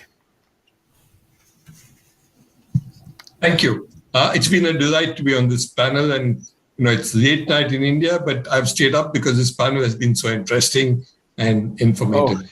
Just a quick word. We talked of some of the geopolitics of it, and I find it of deep concern that the world is getting so divided, and more so with what's happening in Ukraine and the pressures. I see this as India hosts the G20 today, and the difficulties of even putting together words that express a common interest. And to me, it's very sad that we as humanity can't put together something that talks of just how do we live in peace together. But that's part of the game, I suppose, and hopefully it will go away, which is one thing that excites me about our space. And I want to end my little more than 1 minute on this point that, it's one thing from where you see the earth as a whole. As has been famously said, that there is a blue sphere out there when you go out into space. It's one thing, there are no borders, there are no differences. And if we can look at ourselves as people who are spacefarers in many ways, journeying through the galaxies, and need to work together to bring, understand it better, to learn, to enhance our knowledge, to be creative. And necessary for that is for us to live in harmony and peace on earth. And there need to be mechanisms to do that. There need to be organizations, there need to be projects that bring us together. And some of the things that have been discussed here, from the hard economics to currencies to infrastructure, I think tell you that whole story, that there's so many things to be done, so many exciting things to be done, and so much for mutual gain. And I'm just hopeful that if not one, the other, I would certainly hope that, since we are discussing BRICS in this particular panel, that BRICS would be one kind of organizing mechanism that would bring together a whole diverse range of countries with different capabilities, different needs, and bringing to the table different kinds of capabilities that would help us all to work together and begin to build that one dream of creating an earth that's comfortable to live in, at peace, where we're happy with each other, is reasonably prosperous, and we can take our creativity and innovation forward. I don't think these are wild dreams of philosophy. I think it's, as I said earlier, stress again, it's in mutual interest.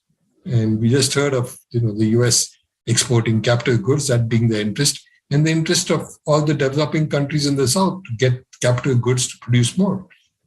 I do see hope. I'm an optimist. And to me, this panel has brought forth a lot of it. So thank you all very much. Yeah, come to Germany. We need more optimists here in this country. Mr. Yaya, please give us your 1 minute take. Bueno, el señor LaRouche en su exposición en los años... Mr. LaRouche, in his presentation at the beginning of the panel, speaks of development corridors. These corridors require energy, as our Italian colleague made clear, as well as space. Germany was a pioneer in the fourth industrial revolution, so that industries of the 21st century are truly 21st century. Internet access is required for all of the population. This needs high bandwidth for connectivity, and there are two ways of creating this technology is by two ways, either fiber optics or satellite. So energy as our servant in space is essential for defense. And I don't mean in the military sense, but defense of our nations in terms of the development of our capability. That is the defense that our country should aspire to. And on the other hand, the BRICS, as Mr. Small has said, is nascent, is incipient. Things have happened surprisingly fast. It's important for everyone to know this, the common man and researchers, is key to explore and make use of the opportunities that it offers, not just for trade and economy, but also education, culture. So the BRICS recipe is an alliance that is born for the first time in history from the diversity of its components. And I think that it is no coincidence that countries like Argentina and Brazil are joining the BRICS. Brazil is rich not just in resources, but also food. Russia, India, Ethiopia could be the new Brussels of Africa. It is, in fact. Egypt, its culture, the Arab world, United Arab Emirates. There is a cultural diversity which is rich in itself, and that, for me, is a good beginning. Thanks to all for this opportunity. Thank you. I would like to give the 1-minute wrap-up to Professor Monyae in South Africa. Well, likewise, I would like also to say a few things in concluding. Firstly, the centrality of Africa in all what we have said. Africa has 1.3 billion people, and like all other regions or continents, Africa has the youngest population. Most continents are aging, and the future lies really here on the African continent. It's a huge continent. I mean, almost 3 times the geographical size of the United States. It has strategic minerals. And so the talk of BRICS and all other things, I think for Africa is looking to work with others in bringing in connectivity, infrastructure development, and forward-looking without being boxed in these blocks and talk of wars and the like. And my concluding remarks anyway, I'll just quote the Italian scholar, Anton Gramsci, who said, the old is dying and the new is not yet born. And therefore we are caught in that situation at a global level, that the 1945 world order is really dying in front of us. But the new world order is not yet there. So I think perhaps conversations such as this will go a long way in bringing about or painting a future that all of us have hope in it, without a history of the past of colonialism, imperialism that we're used to. I thank you and thank the organizers and wish everyone all the best. Thanks. Jacques, please, 1-minute wrap up. Well, we have to deal with, I think it's the worst weapon of our enemies, which is to spread cultural pessimism. How you deal with that? Exploring the unknown and being committed to make the unknown better than the known. Concretely, it means infrastructure, engineers, electricity, hospitals, public service.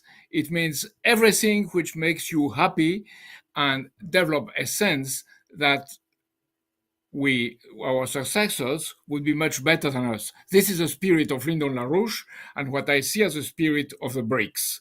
This means, of course, to get rid of the past depth of the past and to explore the ways of the future.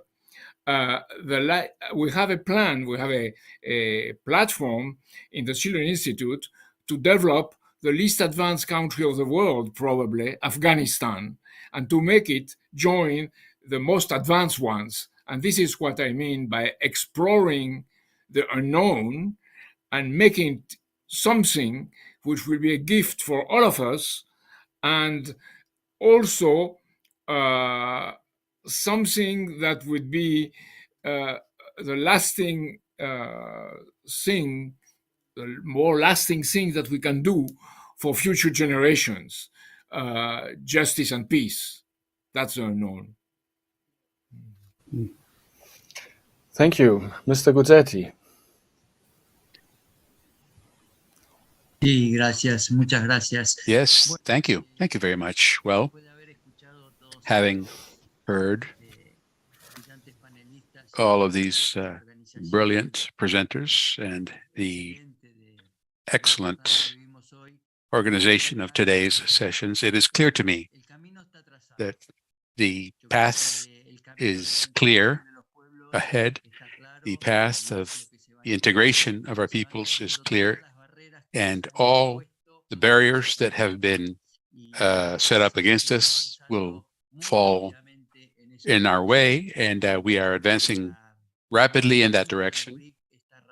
The summit of the BRICS ratifies precisely that. We have a single threat, which is, as we keep on insisting, is the danger of nuclear confrontation.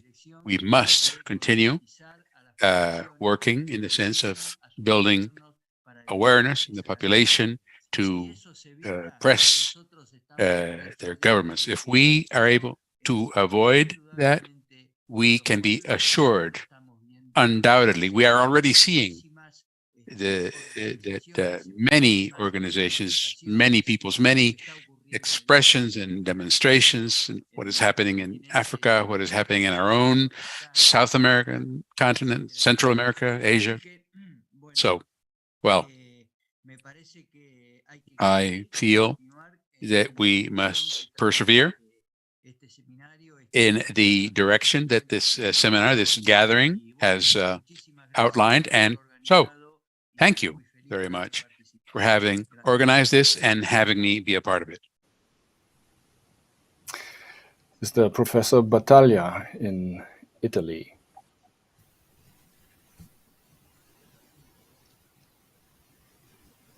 We cannot hear you right now, Professor. Okay, the major theme of my speech has been that the importance of energy in order to take most people out of poverty. It's important to give them access to abundant and cheap energy, which means it should be done exactly the opposite of what the General Secretary of the United Nations, Mr. Antonio Guterres, has recently said when he went to talk to Kenya, where he said that the most prominent problem of Africa is climate change, and is inviting African people to join the energy transition. This is what Africans should not do. I think that more than 30% of African people have not access to electricity. So what they need is to get abundant energy, cheap energy. They should use more coal and not and forget about solar energy, because solar energy is the energy of the past, not the energy, not the present, and certainly not the energy of the future. Thank you very much. Thank you. I couldn't agree more. And they should also reject Mrs. von der Leyen's carbon tax. So, Dennis, please, for the final minute wrap-up, the floor is yours. Well, first of all, I think that we should express particular thanks to Mr. Karnik, because I think it's later there than it is anywhere else of the other participants here. And thank you for your contributions and your fortitude both on this. Two brief comments. What was said by Professor Monyae, that the future of the planet is Africa. This is certainly the case. I would simply add that the future of the planet lies in outer space. And therefore, as has been stated by a number of previous speakers, the basis for our optimism, the basis for our solution is that mankind is a species which is endowed with a creative potential to continue the process of the development of the universe, to join the creator in that effort, and that the human species is in fact not earthlings. We must be, as we are made to be, spacelings, and that's the direction in which the entire human race must move. from that standpoint, we can return our gaze back to Earth and all of the other problems come into proper focus. Wonderful. I would ask everyone watching to purchase a ticket for the classical concert that is taking place tomorrow. You will find the details on the schillerinstitute.com website. The concert is called Never Forget 9/11 Memorial Concert, performed by the Schiller Institute New York City Chorus with the Asiana Sinfonia and the Bergen Symphony Orchestra. And with that, I would like to thank all the participants and extend all my thanks to the audience and the great questions that you have submitted, not only to the present participants, but also to Dr. Mikamo, who couldn't stay longer than half an hour. It was a great pleasure to have her on. And so also a thank you to the technical team that made everything possible, although they keep being in the background, but they are very important. So thank you very much to all of you, and I wish you a good day or good night or good evening, wherever you are. Wish you all the best. Keep up the great work. See you next time. Bye-bye.